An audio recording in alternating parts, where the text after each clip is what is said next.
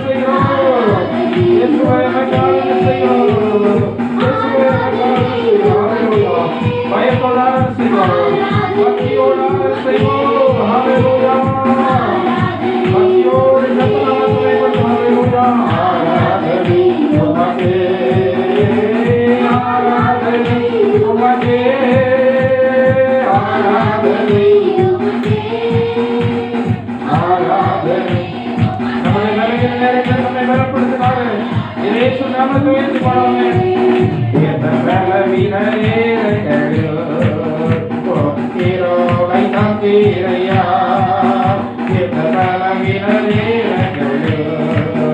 ஓம் hero வை அந்தேரையா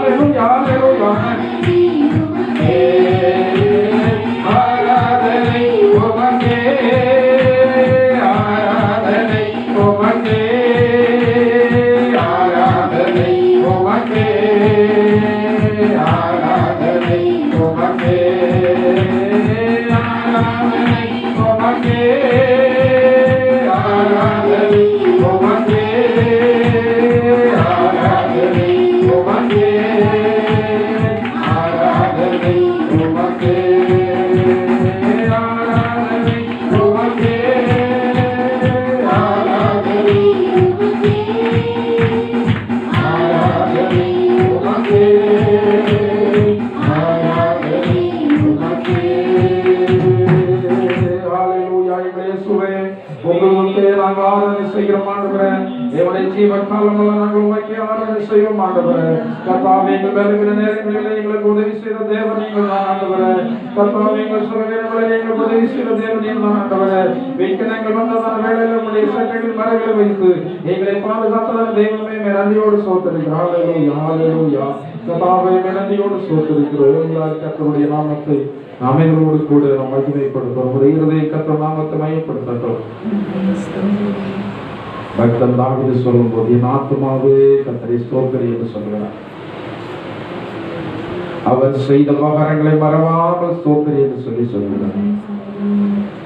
நம்முடைய இருதயம் மறக்க கூடாது.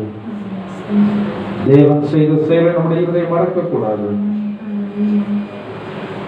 மனப்பூர்வமாக கர்த்தருடைய நாமத்தை இதயபூர்வமாக நிலைமைப்படுத்தி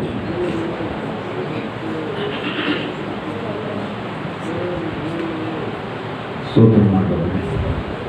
ஹல்லேலூயா, ஹல்லேலூயா, ஹல்லேலூயா, ஹல்லேலூயா, ஹல்லேலூயா, ஹல்லேலூயா.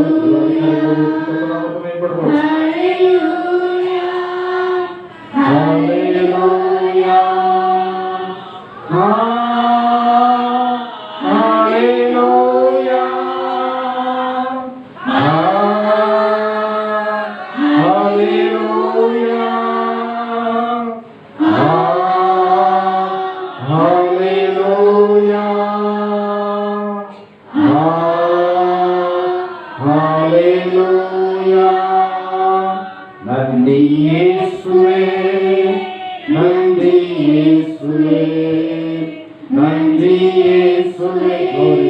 நீங்கள் செய்த நன்றிகளுக்காக நாங்கள் சோதரிக்கிறோம். நன்றி இயேசுவே, நன்றி இயேசுவே, நன்றி இயேசுவே, நன்றி இயேசுவே. நன்றி இயேசுவே,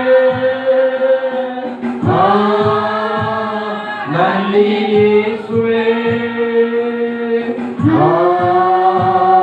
நன்றி இயேசுவே,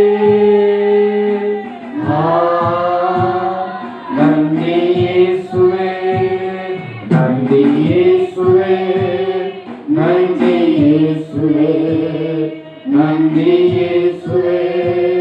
நன்றி இயேசுவே, நன்றி இயேசுவே, நன்றி இயேசுவே, நன்றி இயேசுவே, நன்றி இயேசுவே.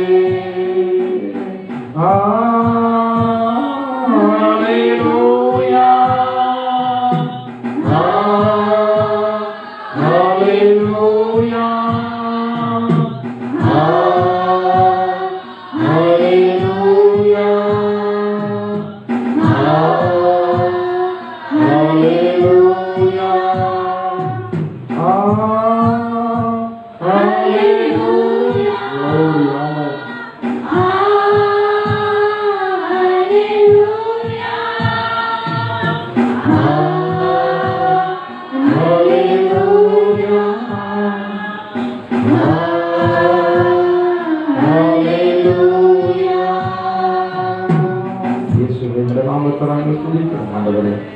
இதுவரைக்கும் நாங்கள் துதித்த ஸ்தோத்திரங்கள் எல்லாவற்றையும் கர்த்தர் உமக்கு உகந்த வழியாக அங்கீகரித்தீரே நன்றியோடு ஸ்தோத்திரிக்கிறோம். ஆண்டவரே, நீர் எங்களை ஆசீர்வதித்தீரே நன்றியோடு ஸ்தோத்திரிக்கிறோம். தொடர்ந்து நடத்தும்படி ஆசையுடைய கருத்தில் ஒப்புக் கொடுக்கிற தொடர்ந்து நடத்தும். ஆண்டவரே, எல்லாரும் சேர்ந்து கர்த்தர்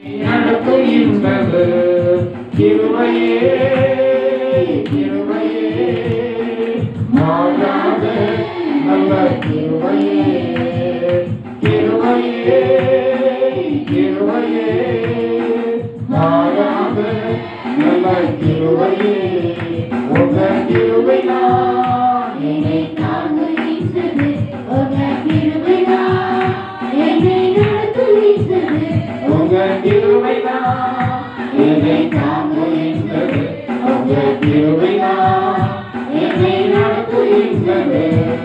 உடைக்கப்பட்ட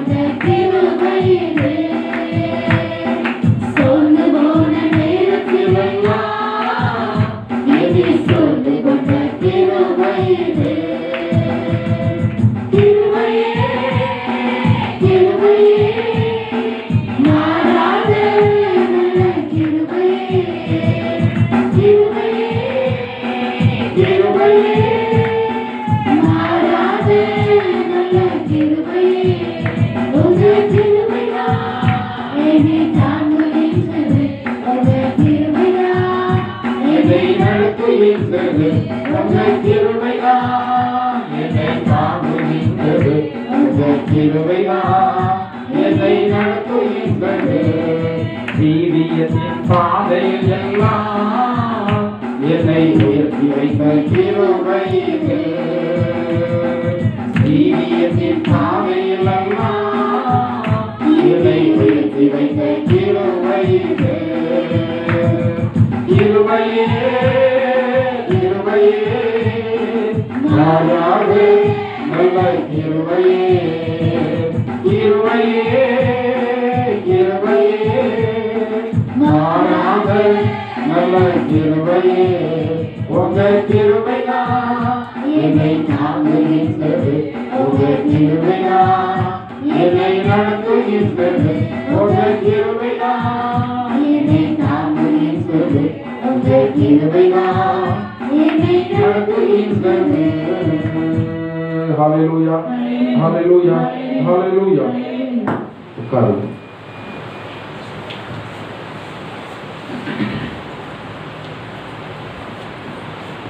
ஆண்டவர் ரட்சகருமாகிய இயேசு கிறிஸ்துவின் மகா மேன்மையான நாமத்திற்கு நன்மை உண்டாவதாக. இந்த மாதத்தின் முதல் ஞாயிற்றுக்கிழமையில வாரத்தின் முதல் நாளிலே தேவனுடைய சன்னிதானத்திலே கடந்து வர நம் எல்லாருக்கும் ஆண்டவர் ஜீவனை தந்திருக்கிறார் என்பது மாபெரும் கிருபை. இதற்காக கர்த்தர் நாமத்தை நான் ஸ்தோத்திரிக்கிறேன். ஜீவனோடு இருக்கிறதான ஜனங்களுக்கு ஜீவனுடைய மேன்மை அநேக வேளைகளில் தெரியாமல் போய்விடுகிறது. ஜீவனுடைய மேன்மை யாருக்கு தெரியும் என்றால், மரண சுவாசம் விட்டு இருக்கிறதான மனிதனுக்கு மட்டும்தான் இதனுடைய அருமை தெரியும். ஜீவன் போய்விடக்கூடியதான ஒரு கடைசி வேலையில யார் இருக்கிறார்களோ அவர்களுக்கு மட்டும்தான் ஜீவனுடைய மேன்மை தெரியும். ஒருவேளை அந்த நிலைமையிலிருந்து மீண்டு வருகிறதான ஜனங்களுக்கு அதை நினைத்து கர்த்தருடைய நாமத்தை ஜீவ காலமெல்லாம் துதிக்கிறதான ஜனங்கள் உண்டு. சிலர் அதை மறந்து விடுகிறதும் உண்டு. நன்றியுள்ளதான ஜனங்கள் தான் தேவனுக்கு ரொம்ப பிடிக்கும். ஆனால் பொதுவாக மனிதர்களுக்கு இன்றைக்கு நன்றி அறிதல் மிகவும் குறைவுதான். குறைந்தபட்சம் ஆண்டவரிடத்தில் ஆயினும் நமக்கு என்ன வேணும்? குறைந்தபட்சம் ஆண்டவரிடத்தில் ஆகியும் நமக்கு வந்து நன்றி வேண்டும். ஏனென்றால் ஆண்டவர் இல்லாமல் நாம் இல்லை. அநேக தேவனுடைய பிள்ளைகள் சில வேளை நினைக்கிறதான காரியம் என்னவென்றால், நான் மற்றவர்களை விட எந்த விதத்திலே நான் மேன்மையா இருக்கிறேன், எல்லாரும் மாதிரி தானே நான் இருக்கிறேன். ஒரு சிலர் ஆண்டவரை நீங்க இதுவரைக்கும் தேடாமல் இருந்திருந்தால் மறித்து போய் உங்களுடைய குடியில புல்லு முளைச்சிருக்கும் அநேகர். ஆனால் அதை கூட அநேக விடைகளில் என்ன செய்கிறோம்? மறந்து போய் விடுகிறோம். மரணத்திற்கு அடுத்தவர காரியங்களை நினைக்கும் போது எந்த நிமிஷத்துல யாருக்கு சீட்டு விடுமோ தெரியாது. குலக்கல்ல சீட்டு விழுகிறதான கதை தான் எல்லா மனிதர்களுக்கும். ஒவ்வொரு நொடி பொழுதும் சீட்டுகள் அநேகம் இந்த பூமியில் உள்ளதான மனிதர்களுக்கு விழுந்து கொண்டே தான் இருக்கிறது. யாருக்கு சீட்டு விழுகிறதோ என்ன செய்ய வேண்டியதான்? வேதத்தில் சொல்லப்பட்டிருக்கிறது, அந்த மரணத்தினுடைய போருக்கு யாரும் நீங்களாகுவதே இல்லை. பராக்கிரமசாலி கூட என்ன செய்ய முடியாது, அந்த நாளுக்கு நீங்களாக முடியாது. இருக்கிறோம் என்றால் அது யாருடைய கிருபை தான்? தேவனுடைய கிருபை தான். சில வேளைகளில் சில இடத்துல நன்றாக இருக்கிறீர்களா என்று சொல்லும்போது சொல்லுவாங்க, உங்க பேரை சொல்லி அது யாராவது உங்க பேரை மகிமைப்படுத்த நீங்கள் அதை உடனே மாற்றி என் பேரை சொன்னா உங்களுக்கு இருக்கிறதும் யார் பேரை சொல்லுங்க. நீங்க இருக்கிறது என்றால் யார் பேரை சொல்லி தான் நீங்க இருக்கிறீங்க. அந்த ஆண்டவர் உங்களை ஜீவனோடு வைத்திருக்கிறார். பெரும்பாலான ஜனங்களுக்கு தெய்வத்தின் பேரில் நம்பிக்கை உண்டு, ஆனால் ஆண்டவர் யார் என்பதில் தான் நிறைய பேருக்கு என்ன இருக்கிறது, குழப்பம் இருக்கிறது. நாம் அந்த ஜீவனுள்ள தேவனாகி ஆண்டவராகிய இயேசு கிறிஸ்துவை கிருபையினால் அறிந்து கொள்ள கர்த்தர் நமக்கு உதவி செய்திருக்கிறார். சென்ற வாரத்தில் பெங்களூர் சபையில் ஒரு மூப்பர் உண்டு, பீட்டர் பிரதர் என்று சொல்கிறதான ஒரு நபர். அவருடைய மனைவி இந்த பூமியை விட்டு மகிமைக்குள் பிரவேசித்திருக்கிறார்கள். அவர்களுக்கு ஒரே ஒரு பெண் குழந்தை தான் உண்டு, ஒரே ஒரு பெண் குழந்தை, திருமணமான பெண் குழந்தை. அந்த குழந்தைக்கு திருமணமானதற்கு பிறகு பல வருடங்கள் ஆகிவிட்டது, எனக்கு குழந்தை இல்லை. அவர்கள் ஜீவனோடு இருக்கிற வரைக்கும் அதற்கு தான் ரொம்ப விரும்பி ஜெபித்துக் கொண்டிருந்தார்கள். என்னுடைய குடும்பத்தார் அந்த குடும்பத்தோடு ரொம்ப ஐக்கியமாக இருக்கிறவர்கள் சபையை சொல்லி ஜெபிக்க சொல்லியிருக்கிறார்கள். அது ஒரு நபராக பிறந்திருக்கிறபடினால தாயினுடைய இழப்பு அது ஒரு பெரிய இழப்பாகத்தான் என்ன செய்யும் இருக்கும். கர்த்தர் அந்த குடும்பத்தை ஆட்சி தேடி தைரியப்படுத்தி நடத்துவராக. சீக்கிரத்தில் அவருடைய மகளுக்கு ஆண்டவர் கர்த்தத்தின் தனியை கொடுப்பாராக. தேவனுடைய பிள்ளைகளாகிய நாம் நெருக்கங்கள், போராட்டங்கள், பிரச்சனை வந்ததற்கு பிறகு கர்த்தருடைய செயல்களை நினைப்பதை விட தேவனுடைய அதிசய செயலால் நாம் என்ன செய்திருக்கிறார், காத்து வந்திருக்கிறார். சிறிய வியாதிகள் இன்றைக்கு பெரிய வியாதியாக மாறிவிடுகிறது. இன்றைக்கு மருத்துவமனைகளெல்லாம் நிரம்பி வழிந்து கொண்டிருக்கிறது. மருத்துவமனையில் உள்ளதான டாக்டர்ஸ் எவ்வளோ ஃபீஸ் போட்டாலும் அங்கே போகாமல் முடியாது என்பதற்காக மருத்துவமனைகளிலும் போனால் ஒரு சின்ன காய்ச்சல் தலைவலிக்கு போனால் கூட 500 ரூபாய் இல்லாமல் என்ன செய்ய போயிட்டு வர முடியாது. ஆனால் கர்த்தருடைய கிருபையினால பெரிய அளவுக்கு மருத்துவ செலவு இல்லாதபடியெல்லாம் கர்த்தர் நம்மை என்ன செய்கிறார், பாதுகாத்து வருகிறார். மனிதன் பொதுவாக நிறைய காரியத்திற்கு பயப்படுகிறான். எனவே வியாதி என்ற உடனே அவனுக்கு பயம் அதிகமாகி விடுகிறது. இன்னைக்கு அநேக மருத்துவமனைகளுக்கும் அநேக டாக்டர்களுக்கும் அவர்களுக்கு முதலீடு மனிதர்களுடைய பயம்தான். பயப்படுகிறதான ஜனங்கள் இன்றைக்கு ஏராளம் மருத்துவமனைகளை பணத்தை கொண்டு கொட்டி கொண்டிருக்கிறார்கள். அந்த நிலைமையில போய் மீண்டு வந்துதான் கர்த்தர் நாமத்தை மகிமைப்படுத்த வேண்டும் என்பது அல்ல. ஒவ்வொரு நிமிஷமும் தேவன் நம்மை விதமாக காத்து வருகிறார் என்பதை நாம் நினைத்தால் தேவன் நமக்கு என்ன இருக்கிறது, நன்றி இருக்கிறது. வேலை செய்கிறோம், சிறிய வேலையாக இருந்தாலும் வேலை செய்வதற்கு ஆண்டு என்ன தந்திருக்கிறாரு, சுகபலன் இருந்திருக்கிறாரு. வருமானங்கள் குறைவாக இருக்கலாம், ஆனால் ஆண்டவர் சுகபலனை தந்திருக்கிறார். ஒருவேளை சின்ன சின்ன பலவீனங்கள் இருக்கலாம், இருந்தாலும் நம்ம என்ன செய்து கொண்டிருக்கிறோம், வேலை செய்து கொண்டிருக்கிறோம். பலவீனத்திலே கர்த்தருடைய கிருபை நம்மை தாங்கி நடத்தி வந்து கொண்டிருக்கிறது. இதெல்லாம் யாருடைய கிருபை தான்? இதெல்லாம் தேவனுடைய கிருபை. தேவனுடைய பிள்ளைகளுக்கு மலை போல் வருகிறது, பனி போல் மாறுகிறது. தேவன் மேல விசுவாசம் இல்லாதவர்களுக்கு சின்ன காரியமும் எப்படி மாறிவிடுகிறது. சமீபத்தில் நான் ஒரு செக்கப்புக்காக எனக்காக மருத்துவமனைக்கு போகும்போது மருத்துவர்களால் பெரிதான அளவிற்கு எனக்கு வியாதி இருக்கிறது சொல்லி சொல்லப்பட்டது. நான் பொதுவாக மருத்துவமனைக்கு அதிகமாக போகிறதில்ல, 1 அல்ல 2 அல்ல. ஒரே ஸ்கேன் ரிப்போர்ட்ல 4 விதமான வியாதி, ஒரே ஸ்கேன் ரிப்போர்ட்ல 4 விதமான வியாதிகள். நான் இன்றைக்கு மருத்துவமனைக்கு போகாமல் உங்கள் மத்தியில் இருக்கிறேன் என்றால், பரிபூர்ண குணத்தோடு இருக்கிறேன் என்றால் அது யாருடைய கிருபை? யாருடைய கிருபை? கர்த்தருடைய கிருபை. அந்த தேவன் மேல விசுவாசம் இல்லாத இருந்திருக்குமா நான் இன்றைக்கு மருத்துவமனைகள் தான் இருந்திருப்பேன். ஸ்டோன் பிரச்சனை உண்டு பெரியவங்களுக்கு. 6 mm 2 ஸ்டோன். மருத்துவர் இடத்துல போன கட்டாயம் வந்ததற்கு இதுதான். என்ன சொல்லுவாங்கன்னா, என்ன ட்ரீட்மெண்ட் கொடுக்கணும்னு சொல்லுவாங்க, லேசர் ட்ரீட்மெண்ட்டாவது கொடுக்கணும்னு சொல்லுவாங்க. கர்த்தருடைய கிருபையில் மருத்துவமனைக்கு போகாமல், ஆங்கில வைத்தியங்களை எடுக்காமல் 2 ஸ்டோனும் வெளியாகும்படியாக கர்த்தர் வந்து என்ன செய்தார், உதவி செய்தார். இல்லை, யாருடைய கிருபை தான்? தேவனுடைய கிருபை. சில வேளைகளில் சில சத்துரு போராட்டம் உள்ளவர்களுக்காக ஜெபம் பண்ணி போராடும் போது அது ஒரு யுத்தக்களம் தான். சத்துருவோடு போராடுகிறது என்பது யுத்தக்களம் தான். யுத்தக்களத்தில் வெற்றி நம்முடையதாக இருந்தால் சில வேளைகளில் காயங்கள் வந்து இருக்கத்தான் செய்யும். சண்டையிட போகும்போது சில வேளைகளில் என்ன செய்கிறது, சட்டை கிழிகிறது, துணி கிழிகிறது, வஸ்திரம் கிழிகிறது, சில வேளைகளில் மேலே சின்ன காயங்களும் வரத்தான் செய்கிறது. இதனால் அநேகர் வந்து சில வேளைகளில் இந்த போராட்டம் உள்ளவங்களுக்காக ஜெபம் பண்ணாதீர்கள் சொல்லி சொல்றாங்க. போராட்டம் உள்ளவங்க ஜெபம் சொல்லி கட்டாயப்படுத்துவாங்க. போராட்டம் இல்லாத ஜனங்கள் ஏன் வந்து ஜெபம் பண்ணி வீணா பிரச்சனைகளெல்லாம் நீங்கள் எடுத்துக்கொள்ளுங்க என்று சொல்லி. எனவே சில வேளைகளில் கொஞ்சம் தயக்கமாக இருந்தாலும் தேவனுடைய ஊழியத்தை செய்கிறவர்கள் கட்டாயம் தேவனை நம்பி சில காரியங்களை செய்யத்தான் நினைச்சு இருக்கிறது, வேண்டி இருக்கிறது.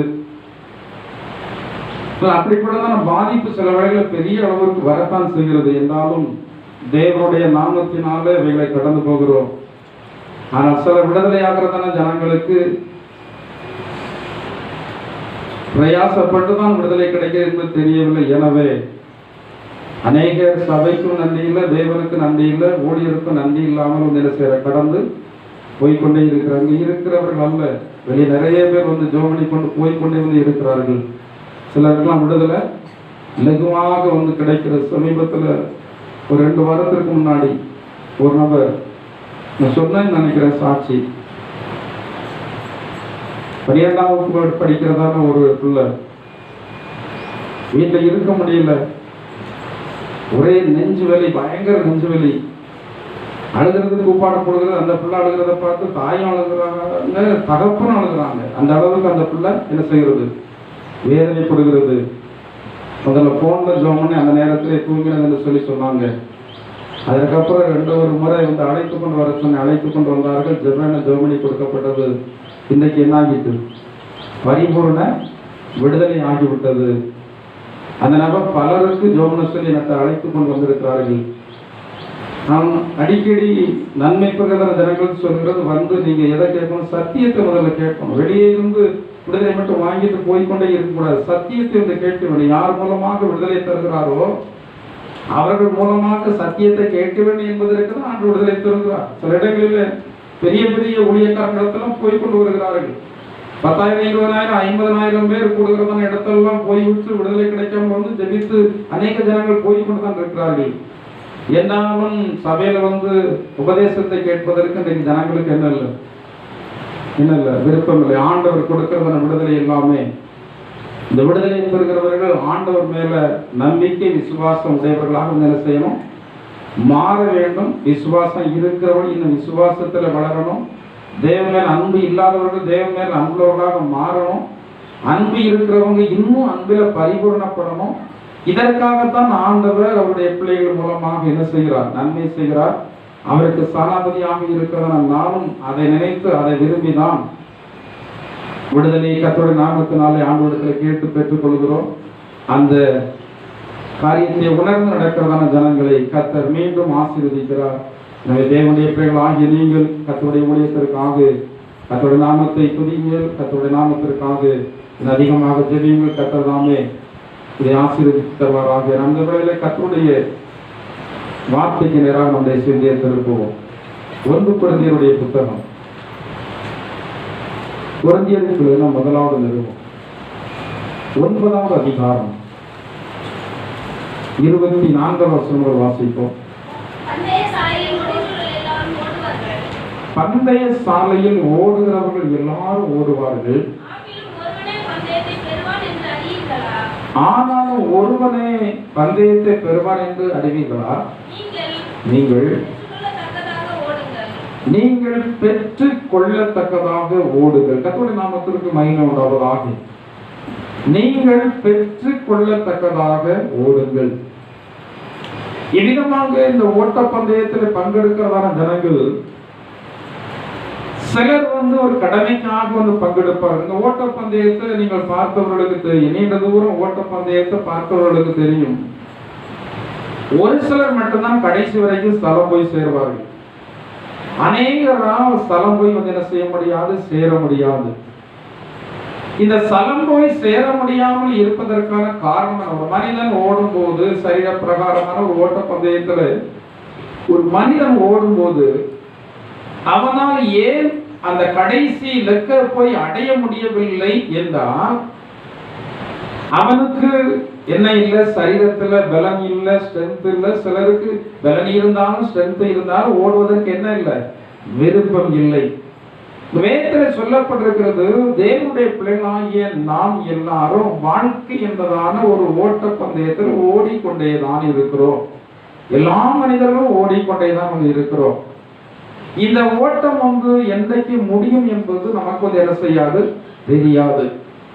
பக்தன் பவுல் சொல்லும் போது, அந்த ஓட்டப்பந்தயத்தை பற்றி சொல்லும் போது அவர் சொல்லுகிறார், நல்ல போராட்டத்தை போராடி நான் ஓட்டத்தை முடித்தேன் என்று சொல்லுகிறார். தேவன் நமக்காக நியமித்ததான ஓட்டப்பந்தயம் இருக்கிறது. இந்த ஓட்டப்பந்தயத்தை ஓடுகிறதான ஜனங்களாகிய நாம் எப்படி ஓட வேண்டுமா, பெற்றுக் கொள்ளத்தக்கதாக ஓட வேண்டும். இன்னைக்கு எல்லா ஜனங்களும் லெக்கில்லாமல் ஓடிக்கொண்டே இருக்கிறார்கள். வாழ்க்கை எங்கே முடியும் என்பது இன்னைக்கு அனைவருக்கும் தெரியாது.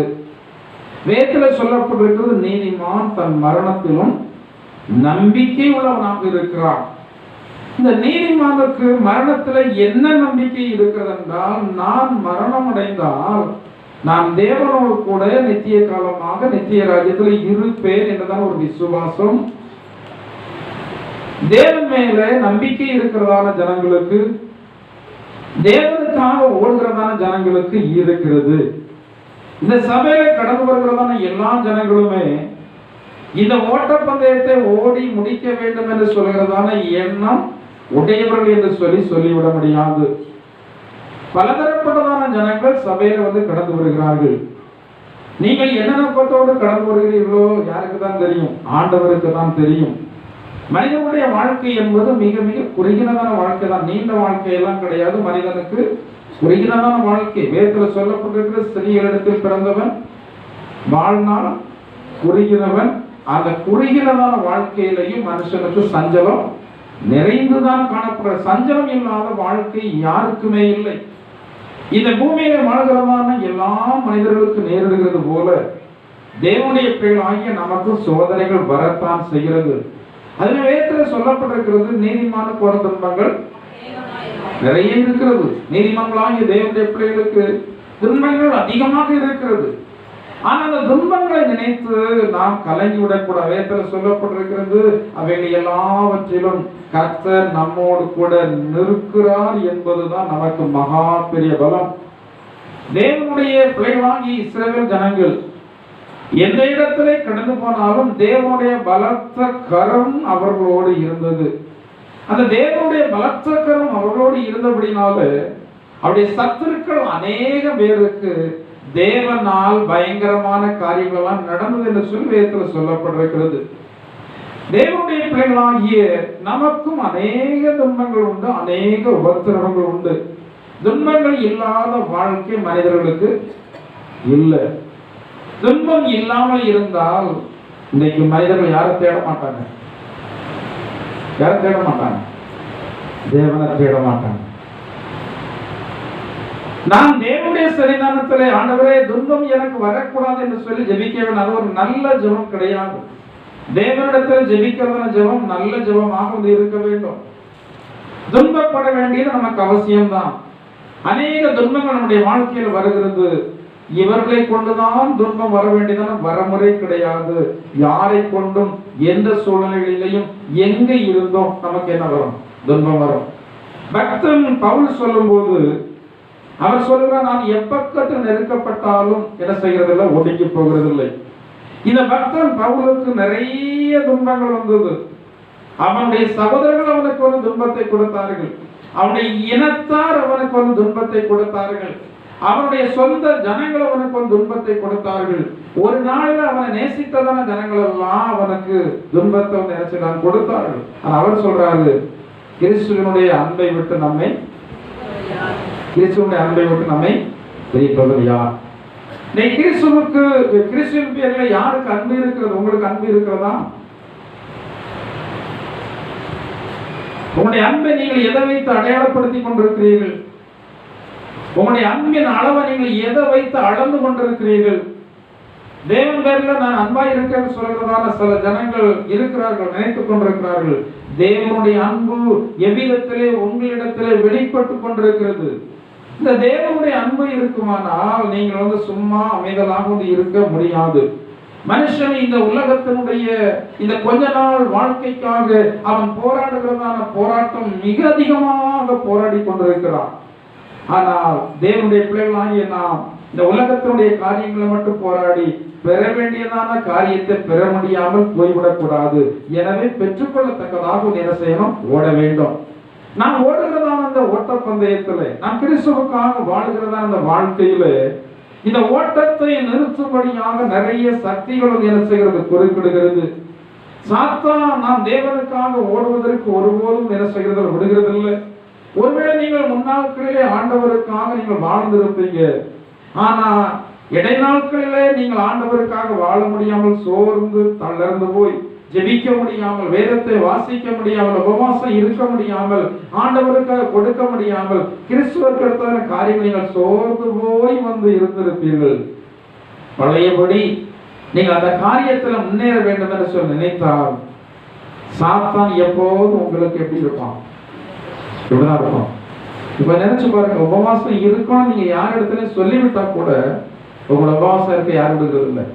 சொல்லுவாங்க, அநேக விவரம் அறிஞ்ச தேவனுடைய பிள்ளைகள் சொல்லுவாங்க, நீங்க உபவாசம் என்று கூட வெளியே என்ன செய்யக்கூடாது, சொல்லக்கூடாது. ஏன்னா உபவாசம் சாத்தானுக்கு பிடிக்காது. எனவே இந்த உபவாசம் இருந்தால் சாத்தான் உங்களுக்கு எதிராளியாக இருப்பான்.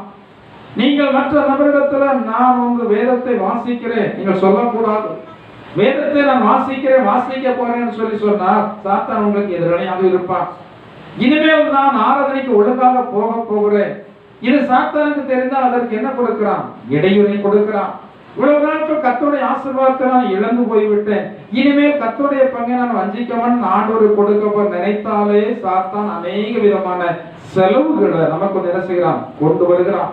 கர்த்தருடைய ஆசீர்வாதங்கள் நம்முடைய வாழ்க்கையில வருவதற்கான அநேக வழிகளை வேதாகமத்தில் எழுதி வைத்திருக்கிறார். சரி, அப்போ நாம் பெற்றுக்கொள்ளத்தக்கதாக என்ன செய்ய வேண்டும்? ஓட வேண்டும். ஒரு வசனம் கூட வாசியுங்கள்.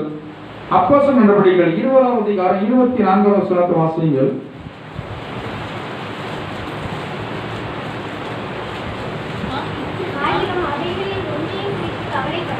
ஆகிலும் அவைகளில் ஒன்றை குறித்தும் கவலைப்படு, என் பிராணனையும் நான் அருமையாக எண்ணேன்,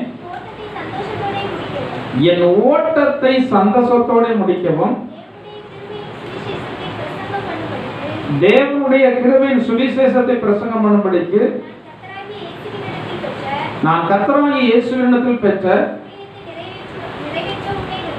ஊழியத்தை நிறைவேற்றவுமே. ஒரு வார்த்தையில சொல்லப்பட்டிருக்கிறது, ஓட்டத்தை சந்தோஷமாய் ஓட கர்த்தர் எனக்கு என்ன செய்யணும்? உதவி செய்ய வேண்டும். கஷ்டப்பட்டு தேவனுக்காக ஓடுகிறதான ஓட்டம் அல்ல. ஜெபம் தேவனுடைய பிள்ளை கஷ்டம் இருக்கக்கூடாது. ஆண்டவரை துதிப்பதற்கு தேவனுடைய பிள்ளை கஷ்டம் இருக்கக்கூடாது. ஜெபம் பண்ண வேண்டியது இருக்கிறதே, ஞாயிற்றுக்கிழமை ஆனா ஆராதனைக்கு போக வேண்டியது இருக்கிறதே. இதற்கெல்லாம் நமக்கு என்ன வேணும்னா உற்சாகம் வேணும். தேவனுக்கு அடுத்ததான காரியத்துல நமக்கு உற்சாகம் வேணும். வேதத்துல சொல்லப்பட்டிருக்கிறது, சங்கீதத்துல கர்த்தருடைய ஆலயத்திற்கு போவோம் வாருங்கள் என்று அவர்கள் எனக்கு சொன்னபோது நான் எப்படி இருந்தேன்? யாராவது ஒரு நபர் ஆலயத்துக்கு போவோம்னு சொல்லிட்டா நமக்கு என்ன வரும்? மகிழ்ச்சி வரணும். மகிழ்ச்சி இல்லைன்னா என்ன வரணும்? மகிழ்ச்சி வரணும். அந்த மகிழ்ச்சி இல்லாட்ட வாசிங்க சங்கீதத்துடைய புத்தகம் 122ஆம் அதிகாரம் 1ஆம் வசனத்தை வாசிங்க. கர்த்தருடைய ஆலயத்திற்கு போவோம் வாருங்கள் என்று எனக்கு அவர்கள் சொன்னபோது நான் எப்படி இருந்தேன்? மகிழ்ச்சியா இருந்தேன். தேவனுடைய ஆலயத்திற்கு போவதற்கு நமக்கு என்ன வேணும்? மகிழ்ச்சி உள்ள இடத்திற்கு அடிக்கடி போக இருக்கும். அவ்வளவுதானே? அப்படி இல்லையா? தேவனுடைய ஆலயம் என்பது தேவனுடைய பிள்ளைகளுக்கு மகிழ்ச்சி கொடுக்கிறதான இடம். எனவே தான் விவரம் அறிந்ததான தேவனுடைய பிள்ளைகள் அதிகமாக எங்கேயே இருக்கும்படி விரும்புகிறாங்க. தேவனுடைய ஆலயத்திலே போய் இருக்க விரும்புகிறார்கள். தேவனுடைய ஆலயத்திற்கும் வீட்டிற்கும் வேறுபாடு உண்டு. ஒருவேளை நீங்கள் இவ்வளவு நாள் வீட்டில் இருந்து ஜெபித்து பார்த்திருக்கலாம். ஒருவேளை நீங்கள் இவ்வளவு நாள் வேலைக்கு போகும்போது உங்களுடைய காரியங்களை ஆரம்பிக்கும் போது வீட்டில் ஜெபித்து நீங்கள் போயிருக்கலாம். தேவனுடைய ஆலயத்தில் வந்து நீங்கள் ஜெபித்து விட்டு போய் பாருங்கள், ஒரு வேறுபாடு நிச்சயமாக அவைகளிலே கட்டாயம் நிரசை உண்டாகும். வீட்டை விட தேவனுடைய ஆலயம் மகிமையானது. தாவீது சொல்கிறார், 1000 நாளை பார்க்கிறோம் உமது பிரகாரங்கள் செல்லும் ஒரே நாள் நல்லது. உங்களுடைய வீடுகளிலே எப்போதும் பல்வேறு விதமான வேவ்ஸ் அலைகளினால் நிறைந்து காணப்படுகிறது. ஏன்னா அநேக வீடுகளிலே எப்ப பார்த்தாலும் சண்டை தான். அநேக வீடுகளிலே எப்ப பார்த்தாலும் வீடுகளில் கெட்ட வார்த்தை சத்தம் தான் கேட்குது. வீடு ஃபுல்லா தேவையில்லாத அலைகளினால் நிறைந்து இருக்கிறது. அந்த இடத்துல இருந்து உங்களால் அவ்வளவு லகுவாக ஜெபிக்க முடியாது. தேவனுடைய ஆலயம் என்பது தேவனுடைய நாமத்தை துதிக்கிறதான இடம். தேவனுடைய நாமத்தை துதிக்கிறதான இடத்துல தேவ பிரசனம் வந்து அதிகமாக இருக்கும். தேவனுடைய துதிகள் மத்தியில தேவன் தான் வாசமாய் இருக்கிறார். இந்த துதிகள் மத்தியில சத்துருவால் வாசமாய் இருக்க முடியாது. எனவே தான் அநேக ஜனங்களை சாத்தான் துதிக்க நீங்க நிறைய பேர் ஜபம்னா மௌன ஜபம், துதினா மௌன துதி, ஆராதனை மௌன ஆராதனை. இது மூணுமே ஆகாது. வீட்டுல நீங்க மௌன விரதம் காத்து பாருங்க. ஒரு நாள் உங்களால் முடியல, வீட்டுல மௌன விரதம் காப்பதற்கு முடியல. தேவனுடைய பிள்ளைகளுக்கெல்லாம் மௌனமாக இருக்கும்படியாக வாரத்துல ஒரு நாள் உங்களுக்கு என்ன விரதம் வைக்கணும்? காலையில் 6 மணிலிருந்து சாயங்காலம் 6 மணி வரைக்கும் இங்க வந்து நீங்க எப்படி இருக்கணும்? மௌனமாக முதல்ல இருக்கணும். மறந்து கூட வந்து என்ன செய்யக்கூடாது வாயில. இன்னைக்கு சிலருக்கு கஷ்டமே பேசாமல் இருப்பதுதான் ரொம்ப கஷ்டம். வேதத்துல சொல்லப்படுறது பேசாத இருந்தால் மூடனும் ஞானவான் எண்ணப்படுவான். பேசாமல் இருந்தால் அது உங்களுக்கு ஞானமாகும் என்று சொல்லப்பட்டிருக்கிறது. நீங்க ஜனகமத்தில் அனுபவத்தில் பார்க்கும்போது ஆண்களும் சரி பெண்களும் சரி ஞானம் அதிகமாக இருக்கிறவங்க இங்க பேச மாட்டாங்க. வளவளன்னு கொஞ்சம் என்ன செய்ய மாட்டாங்க, பேச மாட்டாங்க. அவர்கள் செய்யறதான காரியங்கள் எல்லாம் மிக நேர்த்தியாக ஞானமாக செய்வாங்க. சரி, அப்போ தேவனுடைய சன்னிதானத்துல ஜெபம் வாய் திறந்து பண்ணணும், ஆராதனை வாய் திறந்து ஆராதனை பண்ணணும், துதிக்கிறது வாய் திறந்து ஆண்டுடைய நாமத்தை வந்து என்ன செய்யணும், துதிக்கணும். எனக்கும் ஆண்டவருக்கு மட்டும் தெரிஞ்சது மாதிரி இருந்தா போதும்னு நீங்க நினைச்சீங்கன்னா இந்த மாதிரி காரியங்கள் எல்லாம் அப்போ உங்க சரீரத்துல சுகபலம் ஆசீர்வாதம் எல்லாம் ஜனங்கமத்தில் தெரிய அவசியம் இல்லை. எனக்கும் உனக்கும் தெரிஞ்ச மாதிரி இருந்தா போதும். நீங்க எதை செய்தீர்களோ பைபிள் அப்படிதான் சொல்லியிருக்கு. நீங்க எதை செய்கிறீர்களோ அதற்கான பலன் தான். வாய்த்தல் நம்மால் வந்து ஆராதனை பண்ண முடியல. இத்தனை பேர் இருந்தும் ஆராதனை பண்ண முடியல. ஆராதனை முடிந்ததுக்கு பிறகு ஒண்ணுமே சொல்லணும். அப்படி கலகலப்பா இருக்கும் சவுண்டு. நான் ஒண்ணுமே சொல்லணும், பேசுங்க அப்படின்னா சொல்லவே வேண்டாம். ஆனா கலகலப்பா இருக்கும். ஏன் அப்படி நினைச்சு பார்ப்போமா? எப்போதாவது ஒரு மனம் ஆராதனை செய்து எப்படி இருக்கும்? ஒரு மனம் இல்லாத இடத்துல ஆண்டவருக்கு எப்படி இறங்க முடியும்? ஆண்டவருடைய மகிமையை நீங்கள் எப்படி காண முடியும்? பைபிள்ல ஒரு பக்தன் சொல்கிறார், நான் தேவனுடைய ஆலயத்துல தேவனுடைய மகிமையை பார்த்தேன்னு சொல்றார். நான் அங்க போற தேவனுடைய மகிமையை பார்க்கும்படியாகத்தான் போகிறேன்னு சொல்றாரு. ஆனா நாம ஒரு மகிமையை வந்து என்ன செய்யல, காண முடியல. ஆண்டவர் வந்து மனப்பூர்வமாக உண்மையிலே ஆராய்த்தான ஜனங்கள் சிலர் வந்து சபையோட்டு போயிருக்கலாம். ஆனா அவங்க எல்லாம் சிலர் யாரை பார்த்திருக்கிறாங்க? சமீபத்துல முன்னாடி வந்து கொண்டிருந்தான ஜெயா, நான் அடிக்க நினைக்கிறது உண்டு.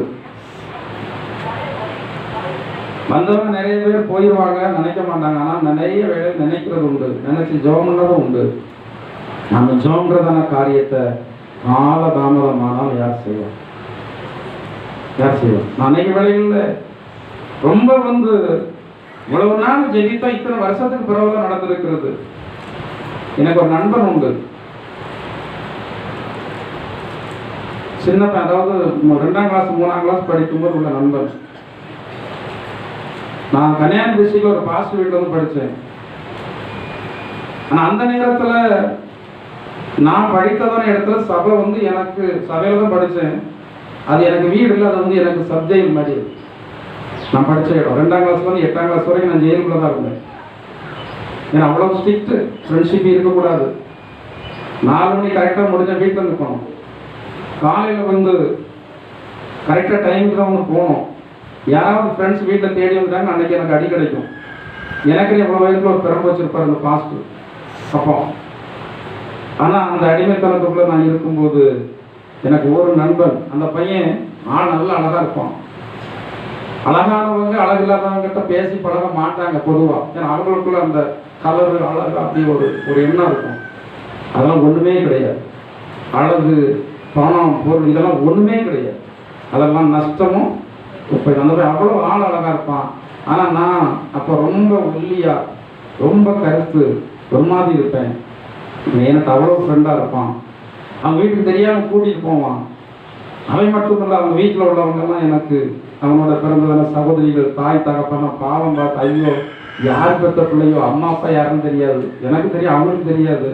இதை கொண்டு இப்படி கொண்டு என்ன செய்யிருக்கிறாங்க, விட்டுருக்காங்க. ஒரு பையனுக்கு சாப்பாடு கொடுக்க முடியாமல் கொண்டு விட்டுருக்குறாங்களே. சாப்பாடு கொடுக்க முடியாமல் இல்லை, அவங்க வந்து என்னன்னா இவன் இங்கே இருந்தால் தான் சரிப்பட்டு வரான்னு சொல்லி கொண்டு விட்டாங்க அங்கே. அப்போ அவங்க அவ்வளோ அன்பாக இருந்தாங்க. அந்த இட நாட்களில் எனக்கு அந்த பையனை எப்படியாயும் பார்க்கணும். வீட்டு பேரை கூட எனக்கு ஞாபகத்தில் இருந்து, அவன் பேரை எனக்கு ஞாபகத்தில் இருந்தது. வருஷம் 40 வருடம் தாண்டி விட்டது. நான் அநேக நேரம் வந்து ஆண்டவரே அந்த பையனை எப்படியாயும் பார்ப்பதற்கு நீங்க என்ன செய்யணும், உதவி செய்யணும். ஒரு நேரம் 2 நேரம் வீடு தேடி போனேன். அவங்க தகப்பனார் உயிரோடு இருந்தார். என்னை பார்த்தோடனே நம்ம பையனை இவர் வந்து மதம் மாற்றிடக்கூடாது என்பதற்காக அவர் சரியான பதிலும் சொல்லல, போன் நம்பர் தரல. எனக்கு கேட்டால் நான் இப்போ பாஸ்டர் இருக்கிறேன்னு சொன்னேன். அப்போ கட்டாயம் மதம் மாற்றிடுவாங்க பாஸ்டர் அப்படின்னு சொல்லிட்டு நம்பர் இருந்தாலும் எனக்கு ரொம்ப வேறு 2 நேரம் தேடி போயிட்டு கிடைக்கல.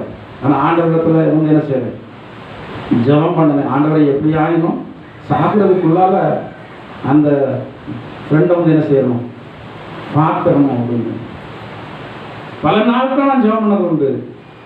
இப்போ அந்த கான்டாக்ட் வந்து கிடைப்பதற்கு கத்தர் என்ன செய்வார், வீடு கட்டுறோம், கன்ஸ்ட்ரக்ஷன் ஒர்க் பண்ணுறோம். அந்த கொத்தனார் அந்த பையன் இருக்கிறதான வீட்டில் இருந்து ஒரு 4-5 கிலோமீட்டருக்கு அங்கே உள்ள ஒரு பேரை சொன்னேன், வீடு லொக்கேஷனை சொன்னேன். ஆனால் அவங்க வீடெல்லாம் விற்றுட்டாங்க. அந்த கொத்தனார் அங்கே போய் இந்த வீட்டில் யார் இருந்தா, அவங்க இப்போ எங்கே இருக்கிறாங்க, என்ன யாத்திரை விசாரித்து ஃபோன் நம்பரை வாங்கிட்டு வெளிநாட்டு நம்பர், வெளிநாட்டில் இருக்காப்புல, 10-30 வருஷம் வெளிநாட்டில் தான் இருக்காப்புல. அப்போ பேசும்போது அந்த அவன் என்னுடைய ஃப்ரெண்டு சொல்கிறான், நானும் பல இடத்துல வந்து நான் வந்து விசாரித்து பார்த்தேன், ஒருத்தரும் உன்னுடைய சரியான நம்பரை வந்து என்ன செய்யலை சொல்லலை. நீ எங்கே இருக்கான்னு எனக்கு வந்து என்ன செய்யாது, தெரியாது. பல வருடங்கள் ஜெபித்து என்னுடைய விருப்பம் அது எப்படியாயினும் அதான் என்னால் அவனுக்கும் நேரடி பிரயோஜனம் இருக்க போறதில்லை, அவனால் எனக்கும் நேரடி பிரயோஜனம் இருக்குதோ இல்லையா ஆண்டவருக்கு தான் தெரியும்.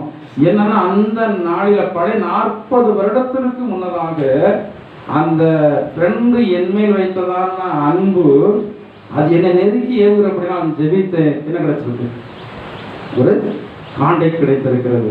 கர்த்தர் இதற்காக கர்த்தருடைய நாமத்தை மகிமைப்படுத்த உதவி செய்திருக்கிறதற்காக கர்த்தர் நாமத்தை துதிக்கிறேன். அடுத்தபடியாக நான் சொன்னதான சம்பவத்தில் இந்த ஜெயா பல வருடங்கள் ஆகிவிட்டது. நான் எதற்கு அந்த நபரை சொல்றேன்னா, திடீர்னு ஃபோன் பண்ணாங்க, எங்கேயோ இருக்காங்க.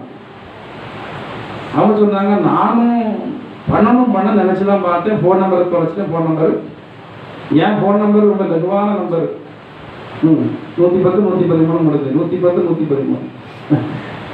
சமீபத்தில் ஒரு நபர் வந்து கொஞ்ச நாளைக்கு முன்னாடி ஆக்சிடென்ட் ஆகி ஃபோன்லாம் நொறுங்கி எல்லாம் போயிட்டு தவிடுபடி ஆயிட்டு. வீட்டுக்காரங்க நம்பரும் தெரியல, வீட்டில் உள்ளவங்க யார் நம்பரும் தெரியல, ஆனால் யார் நம்பர் மட்டும் தெரியுது, பாஸ்ட் நம்பர் மட்டும் பாராமல் தெரியுது. ஆஸ்பத்திரியில் அட்மிஷனில் இருக்கும்போது பக்கத்தில் உள்ளதான ஃபோனை வாங்கி, பக்கத்து பெட்டில் இருக்கிற ஃபோனை வாங்கி, பாஸ்ட் இப்படி ஒரு விபத்து நடந்துட்டு ஆனால் எனக்காக ஜெபித்து போங்க என்னுடைய வீட்டில் சொல்லுங்களும் தெரிஞ்சுதாங்க சொன்னாங்க. அப்போ இந்த நம்பர் ஃபோன் நம்பரை மறந்துட்டாங்களாம். திரும்ப யார் இடத்துலாமோ சொல்லி அவங்க வீடு வந்து ஏற்கனவே வீட்டை விட்டு போனதுனால பாழாயிட்டு, அந்த இடத்துல ஜாமான்லாம் வந்து எடுக்கணும், அந்த வீட்டில் இருக்க முடியாது, ஜாமான்லாம் எடுக்க வேண்டும் என்று சொல்லி எடுத்து அனுப்ப சொல்லியிருக்கிறாங்க. கேலண்டர் இருக்கும், அந்த கேலண்டரில் இருக்கிற நம்பரை எனக்கு குறித்து அனுப்பணும்னு சொல்லி கேலண்டர் மூலமாக அந்த நம்பரை நான் வாங்கி உங்களுக்கு ஃபோன் பண்ணுறேன். எதுக்கு சொல்கிறேன்னா, அந்த நபர் முந்தின நாட்களில் சபையில் வரும்போது இந்த ஆராதனை வேலையில் இயேசு கிறிஸ்து நாங்கள் பார்த்தேன் அவங்க சொல்லியிருக்கிறாங்க.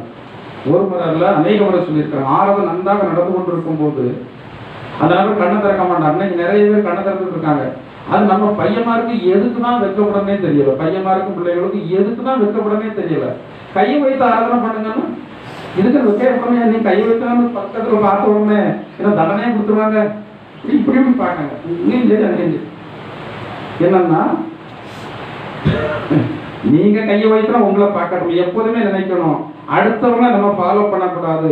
நல்ல காரியத்தை நம்மளை பார்த்து மற்றவங்க என்ன பண்ணட்டும், ஃபாலோ பண்ணட்டும் நீங்க நினைக்கணும். யாரா இருந்தாலும் சரி, நல்ல காரியத்தை உங்களிடத்துல இருந்து மற்றவங்க ஃபாலோ பண்ணணும். ஏன் இப்படி இருந்து நல்ல கையை வைத்து என்னத்தை குறைஞ்சு போகிறது? நான் பார்க்குறேன், நான் சபை நடத்துறேன், நான் பார்க்கணும்ல. ஒருத்தன் இப்படி, ஒருத்தன் இப்படி, ஒருத்தன் இப்படி பின்னாடி பார்க்கான், இப்படி கண்ணதிறந்து பார்க்கான், இப்படி பின்னாடி பார்க்கான், இப்படி கை வைத்துட்டு பின்னாடி கை வைத்திருக்காங்களா நம்ம கீழே பார்த்து போட்டுருவோம் அப்படின்னு பார்க்கான்.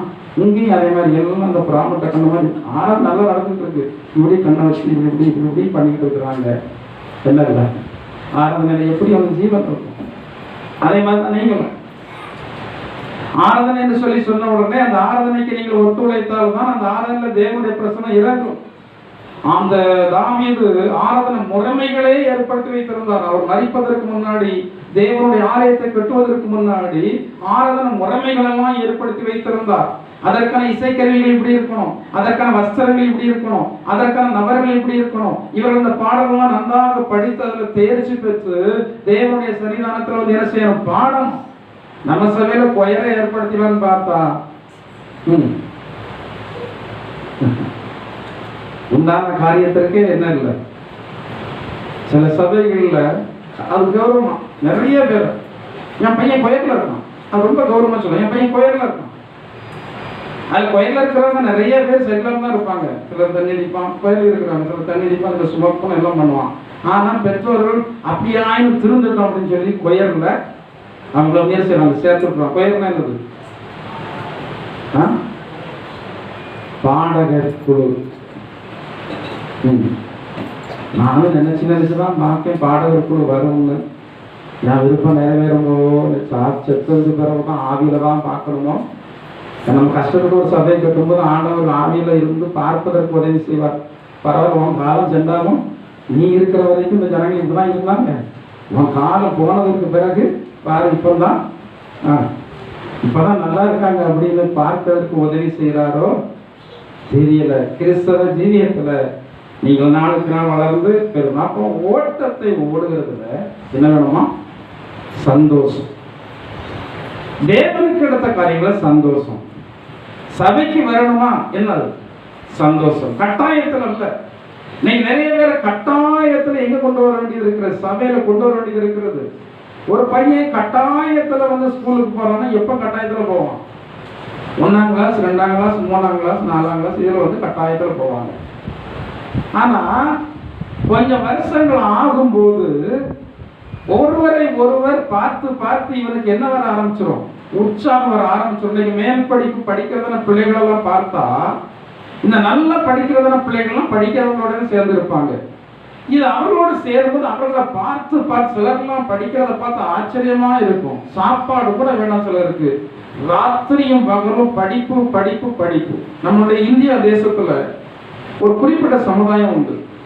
அந்த குறிப்பிட்ட சமுதாயத்தில் உள்ளதான பெரியவர்கள் பெற்றோர்கள் எல்லாம் சொல்லி கொடுப்பாங்களாம், நம்மளால வேற எதுவுமே செய்ய முடியாது, நம்முடைய சந்ததிகள் எல்லாம் வெளிநாட்டுல இருந்து வந்தவங்க, நமக்கு ஒரே ஒரு காரியம் தான் இருக்கு, நம்மகிட்ட பலம் கிடையாது, நம்ம கத்தி அரவான சண்டை போடுவதற்கு நம்மகிட்ட சக்தி கிடையாது, வேற எதுவுமே கிடையாது. ஆனா நமக்கு அறிவு இருக்கு, படித்தால் நாமங்க மேன்மையா இருக்கலாம், படிக்கலன்னா எதுவுமே இந்த இந்தியாவில் செய்ய முடியாது என்று சொல்லி சிறிய வயதிலேயே அவர்களுக்கு அதை ஊட்டி ஊட்டி அந்த எண்ணத்தை ஊட்டி ஊட்டி நீங்க இன்னைக்கு பார்த்தா பெரிய பெரிய போஸ்டிங்ல அந்த சமுதாயத்தை சேர்ந்தவங்களும் என்ன செய்யறாங்க, இருக்கிறாங்க. ஒருத்தரை பார்த்து ஒருத்தர் படிக்கிறாங்க. அவங்களை எல்லாம் ஆம்பளையும் சரி பெண்களையும் சரி அவங்களை எல்லாம் இந்த ஸ்கூல் முடிந்த பிறகு வெளியெல்லாம் அவங்களை லகுவாக வந்து பார்க்க முடியாது. வீடு உண்டு, அவர்கள் உண்டு, படிப்பு உண்டு, இப்படியே இருந்து படித்து படித்து படித்து படித்து ஒரு 25 வருடத்திற்குள்ள மொத்தத்துல 25 வயது அடைவதற்குள்ளால அவர் ஒரு நல்ல ஒரு ஸ்டாண்டர்ட்ல என்ன செய்யறாங்க, வந்து விடுகிறார்கள். அவங்க படிக்கும் போது எப்படி படிக்கிறாங்கன்னா சந்தோஷமாக, படிக்கும் போது எப்படி படிக்கிறாங்கன்னா ஒரு ஆசையோடு, படிக்கும் போது எப்படி படிக்கிறாங்கன்னா உற்சாகத்தோடு. நம்ம பிள்ளைகளை படிங்கன்னு சொன்னாலும் படிக்க மாட்டாங்க, படிக்கணும் படிக்க மாட்டாங்க. படிக்காம இருந்துட்டு ஏன் ஏதாவது கொடுத்து எனக்கு டொனேஷன் கட்டி டாக்டர் படிக்க வைங்களா, இன்ஜினியர் படிக்க வைங்களா? படித்து எப்படி முன்னேறும்? அப்பந்தான் நீங்க செய்யற வேலைக்கு தகுந்த நாலேஜும் இருக்கும். ஒரு டாக்டர் இருக்கிறார் என்றால் அவர் படித்து டாக்டர் ஆனா அதற்கு தகுந்த நாலேஜ் அவருக்கு இருக்கும். பணம் இருக்கிறதுன்னு சொல்லி பணத்தை கொட்டி அவர் ஒருவேளை டாக்டர் சர்டிபிகேட் வாங்கிடலாம், ஆனா அவர் வந்து வைத்தியனா இருக்க மாட்டாரு, பிறகு கொலகாரனா தான் வந்து இருப்பாரு. வைத்தியனா சாக போறதுன்னு ஆட்களை காப்பாத்துறது. சிலர் வந்து சில இடங்களில் சில டாக்டரை நம்பி வந்து போனா அவர் உயிரோடு இருக்க வேண்டியதான ஆட்களை சிலர் தவறா இன்ஜெக்ஷன் போட்டு என்ன இல்லை, சரியான நாலேஜ் அந்த இருந்து அறிவு கிடையாது. ஆசையாய் படித்தா அந்த உயர்வுக்கு தகுந்த நாலேஜ் இருக்கும். நீங்கள் கத்திருக்கிறதான காரியத்தில் ஆசையாக நீங்கள் வருவீர்கள் என்றால், ஆசையாக இந்த ஆவிக்குரிய ஜீவியத்தில் நீங்கள் ஓடிக்கொண்டு இருப்பீர்கள் என்றால் ஆன்மீக காரியத்தில் நீங்கள் வளர்ந்து பெருகிக் கொண்டே இருப்பீர்கள். எத்தனை நாள் ஊழியக்காரர்களாகிய நாங்கள் உங்களை இந்த மாடை வந்து குத்தனம் மாறி குத்தி குத்தி தார்க்கம் போச்சு குத்தி குத்தி வந்து அந்த மாடை வேலை வாங்குற மாதிரி எத்தனை நாள் நான் உங்களுக்கு சொல்ல வேண்டும்?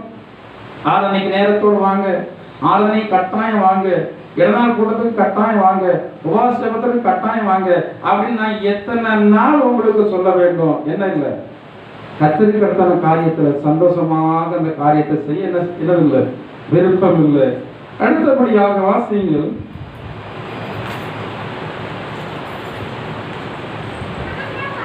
2 ராஜாக்களுடைய புத்தகம் 4ஆம் அதிகாரம் 24-25 வசனம் வாசிங்க.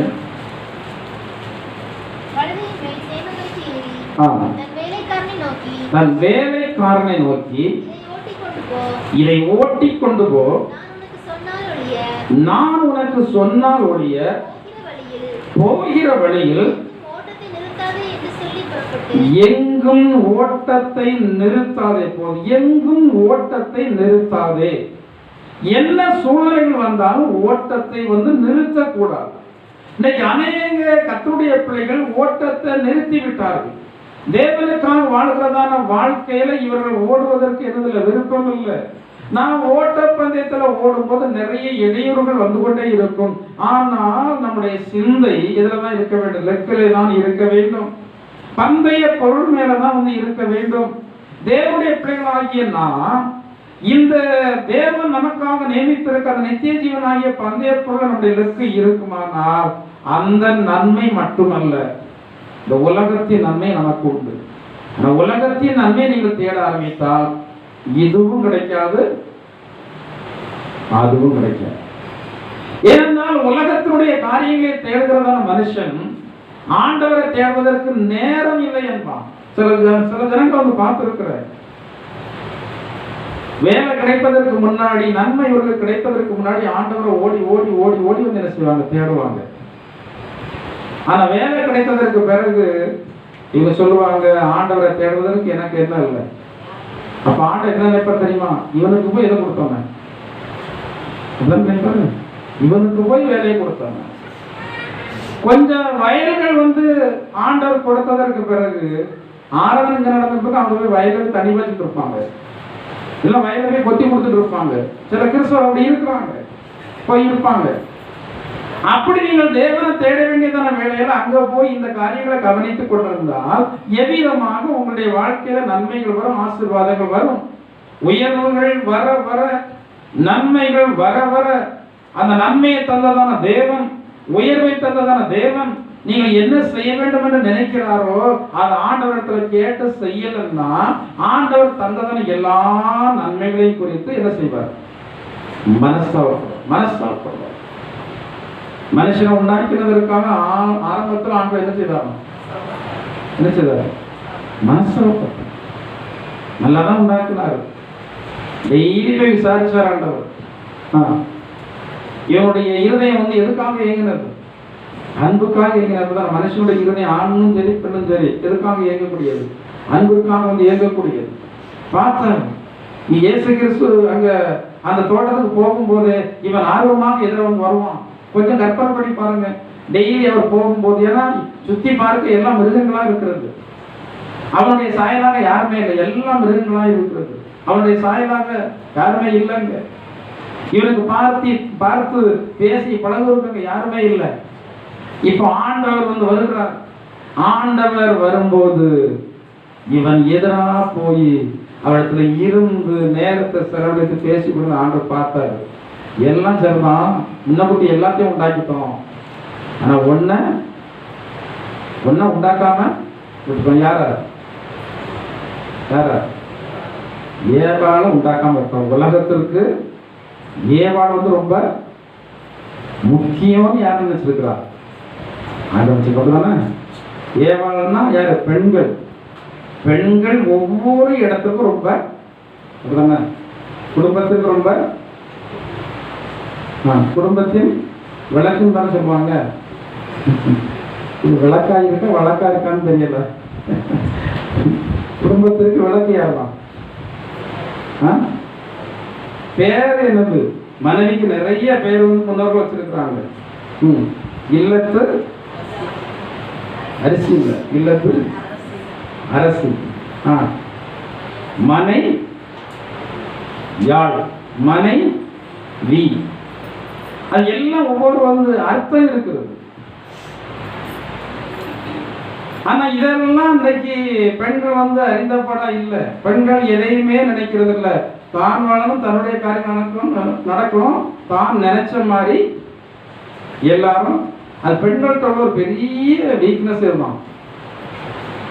நான் நினைச்ச மாதிரி கணவன் நடக்கணும், நான் நினைச்ச மாதிரி பிள்ளைகள் நடக்கணும், நான் நினைச்ச மாதிரி குடும்பத்துடைய காரியங்கள் எல்லாம் அப்படிதானே. அது எல்லா பெண்களுக்கும் இயல்பாக உள்ள சுபாவம் ஆகுது. ஆனால் ஆணுடைய பிள்ளைகளுக்கு அது இருக்கக்கூடாது. எல்லாம் நம்ம நினைச்சதான் நடக்கணும்னா பைபிளில் சொல்லப்பட்டிருக்கிறது. எந்த வீட்டிற்கும் யார் அதிகாரியா? யாரு? நீங்க சொல்லுங்க, யார் அதிகாரி? அதிகாரம் உடையவர்கள் யாரு? கணவன். அதுக்காக பெண்கள் ஆலோசனை சொல்லக்கூடாது என்பதெல்லாம் அல்ல. பெண்கள் பேசலாம், ஆலோசனை சொல்லலாம். ஆனா இருதயத்துல ஒரு எண்ணம் இருக்க வேண்டும். இந்த குடும்பத்துல மேன்மையான ஆள் யாருதான்? ஆனா சில பெண்கள் இப்ப நினைக்காங்க, அவர் இஷ்டத்துக்கு விட்டா குடும்பம் வளர்க்குமா பாஸ்டர், அவர் இப்படி எல்லாம் பண்ணுறாரு, அப்படிலாம் பண்ணுறாரு, சுத்தலாம் அப்படி செலவு பண்ணுறாரு, இப்படி செலவு பண்ணுறாரு, அவர் நினைச்சதெல்லாம் செய்திருக்காரு, நான் எவ்வளவு கஷ்டப்பட்டு நான் இது பண்ணிட்டு இருக்கிறேன், அவர் சும்மாயே நான் சொல்ல கேட்க முடியலன்னு சொல்லிட்டு இருக்கிறாரு, நீங்க இப்படி வேற சொல்லி கொடுக்குறீங்களா? அப்படி இல்லை, வேத வசனத்தின்படி சொல்றேன். கணவன் வந்து எப்படி இருக்கிறான்? அதிகாரியாக இருக்கிறான். சரி, தேவனுடைய பிள்ளைகளாகிய நம்முடைய வாழ்க்கையில நாம் ஓடுகிறதான ஓட்டத்தை சந்தோஷத்தோடு ஓடணும். ஓட்டத்தை எங்கேயுமே என்ன செய்யக்கூடாது? நிறுத்தக்கூடாது. நிறுத்தினா என்ன கிடைக்கும்? கொஞ்ச நாளைக்கு முன்னாடி நான் ஒரு இடத்துல இருக்கும்போது என்ன போலீஸ்க்கு ஆள் எடுக்கிறாங்க. அப்போ 5 கிலோமீட்டர் ஓடணும். 5 கிலோமீட்டர் ஓடணும். ஆணும் சரி பெண்ணும் சரி 5 கிலோமீட்டர் ஓடணும் திருநெல்வேலி. அப்போ எதேச்சையா நான் அந்த இடத்துல இருக்க வேண்டிய ஒரு சூழ்நிலை இருந்தது. நான் இருந்தேன். 5 கிலோமீட்டர் ஓடணும்னு அங்கே உள்ள கிரவுண்டுக்குள்ள ஒரு கிரவுண்டு ஓடி வெளியே வந்தே ஓட முடியல, உட்காந்துட்டு இருக்கு சிலது. இன்னும் 5 கிலோமீட்டர் ஓடணும், வெளியே வந்தே உட்காந்துட்டு இருக்கு. சிலது கொஞ்ச நேரம் கழிச்சு எழுப்பி போகுது. ஆனால் நான் பார்த்தேன், கொஞ்ச நேரம் கழிச்சு சுற்றி அவங்க வந்தாங்க. சுற்றி இதே இடத்துல தான் வந்தாங்க. சுற்றி அப்படியே வந்தான். கொஞ்ச நேரத்துக்கு பிறகு 1-2 பேர் தான் என்ன செய்தாங்க, வந்தாங்க. சிலரை திரும்ப சைக்கிள் ஏற்றிட்டு வந்தாங்க, சிலர் திரும்ப பைக்கில் ஏற்றிட்டு வந்தாங்க. நிறைய வந்து எங்க வந்து சேரல, ஸ்தலம் வந்து சேர எல்லாமே இடையில என்ன ஆயிடுச்சு, இடையில ஸ்டாப் ஆனபடினால இவங்க எதை விரும்பி அங்க போனாங்களோ, எதை விரும்பி போனாங்க, போலீஸ் வேலை கிடைக்கும்னு போனாங்க. ஆனா என்ன கிடைக்கல, போலீஸ் வேலை கிடைக்கல. அங்க ஓடி கடைசியில் வரும்போதெல்லாம் ஜீவன்லாம் அத்து போன கதையில எங்க போய் விழலாம்னு சொன்ன கதையில தான் வருவாங்க. பைபிள்ல சொல்லப்பட்டிருக்கிறது, இந்த உலக வாழ்க்கை என்றைக்கு ஒரு மனிதனுக்கு முடிகிறதோ அன்னைக்கு தான் வந்து இழைப்பா. சொல்லுவாங்க சிலர், என்னைக்குதான் எனக்கு இந்த வேலை ஓயுமோ, ஓயாது, ஓயவே ஓயாது. ஜீவன் உள்ள வரைக்கும் நீ ஏதாவது செய்துதான் இருக்கணும். ஏனென்றால் வேதத்தில் சொல்லப்பட்டிருக்கிறது, நீ உன்னுடைய ஜீவன் உள்ள நாளெல்லாம் எப்படிதான் சாப்பிடணும், உன் நெற்றி வேர்வை சிந்திதான் நீ சாப்பிடணும். எனவே ஆண்டவர் சாபத்தை கொடுத்தபடினால யாரு நெற்றி வேர்வை சிந்தலையோ அவர்களுக்கு கட்டாய நோய் வரத்தான் செய்யும். நெற்றி வேர்வை சிந்தனவர்களுக்கு என்ன வராது, நோய் வராது. வசதி இருக்கிறது என்று சொல்லி கம்ப்ளீட்டா ஏசி ரூம்லயே இருந்தா கொஞ்சம் கூட வேக்கவே கூடாதுன்னு நினைச்சா அவர்களுக்கு என்ன வருது, வெளியே வெயிலுக்குள்ள நடமாடி வேலை செய்யறவங்களுக்கு நீர் சத்து குறைபாடு நோய் அதிகமா வரல. ஆனா நீர் சத்து குறைபாடு நோய் யாருக்கு தான் வருது, ஏசியில குளுமையிலே இருக்கிறவர்களுக்கு தான் நீர் சத்து குறைபாடு வியாதி என்ன செய்யுது, வருது. மனுஷனுக்கு ஆண்டவர் நீ சங்கடப்பட்டு தான் சாப்பிடணும்.